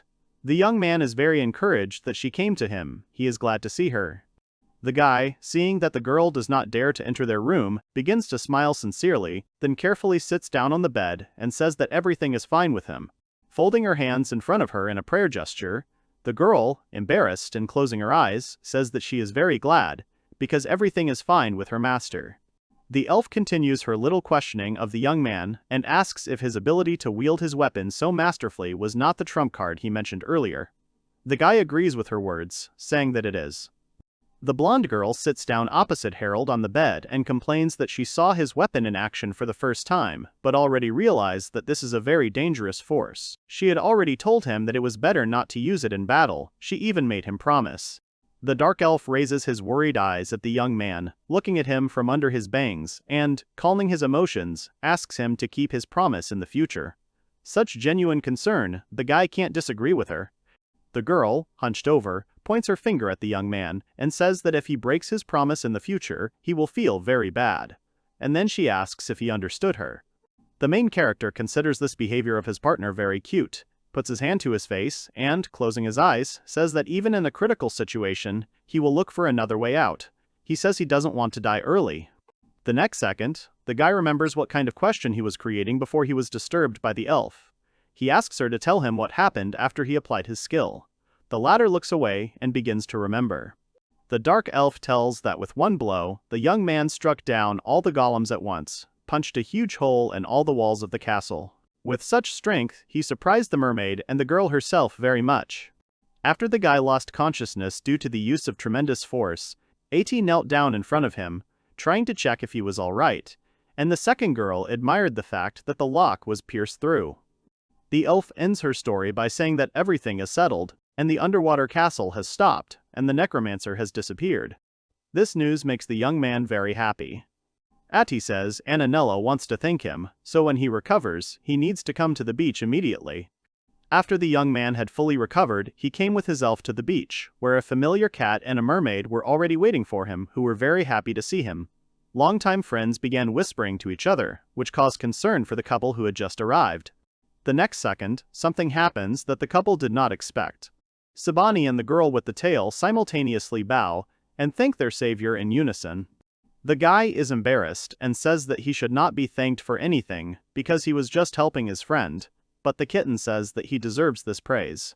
The cat begins to wave his arms joyfully and say that the young man saved him and the whole island, so he can rightfully be called the savior, because peace has been preserved on this island. At this time, the mermaid pats her friend on the head and thanks the guys for being able to protect him. She is very happy about it. Harold and his companion are very happy that everything is enough. They think it's great. The girl with the tail turns her gaze to a furry friend and asks him to start doing something. He agrees with her. All these actions cause surprise on the faces of travelers. Suddenly, the mermaid and her best friend start pulling something out from behind the stone they were sitting on before. At first, Smith does not see what they are taking out, but then this object causes him to be stunned. A strange-looking girl turns out to be in front of the eyes of everyone present. She is dressed in a maid's uniform, her eyes are closed. The main character recoils in indignation and asks what it all means. Sabani replies that they have prepared a gift as a token of gratitude. The hero indignantly points his finger at the girl and says that gratitude is, of course, good, but their gift is a person. Then the young man's eyes open wide in surprise. He looks closely, and he denies his assumption, because if you look closely, it's a doll. She is very expertly made, so it is very easy to confuse her with an ordinary person. The mermaid begins to brag that after that battle, she searched for a long time in the sea for something suitable to give the young man, as a thank you for the feat he accomplished. The tailed girl says that at first, she thought about a big pearl, but her furry friend dissuaded her from such a thought, and said it was better to give something rare. The cat and the girl do not understand what is wrong with their act, so they smile innocently and look at the main character. The guy accepts their gift, which surprises his blonde companion very much. He says he understood why they gave him this doll, so in the end he thanks them. The couple leaves the shore and returns to their ship. Their stay on this island is over, so they climb onto the deck and hear a scream that says they are leaving. The main character and the dark elf are very happy that they also came to the pier to escort their ship. Later, when I return to my cabin, they stop without going inside, only opening the door a crack. Their familiar mermaid waves at them through the window located in the wall of the cabin, and then sails away. Harold looks at his companion and catches her attentive gaze. Then they move on to the gift, which was presented to them by their good friends. The guy asks what they should do with the doll, and the elf clarifies that she does not know what to do with it better. The doll sits quietly on a chair, eyes closed, hands folded in her lap. The guy notices that there is, of course, not much room for her.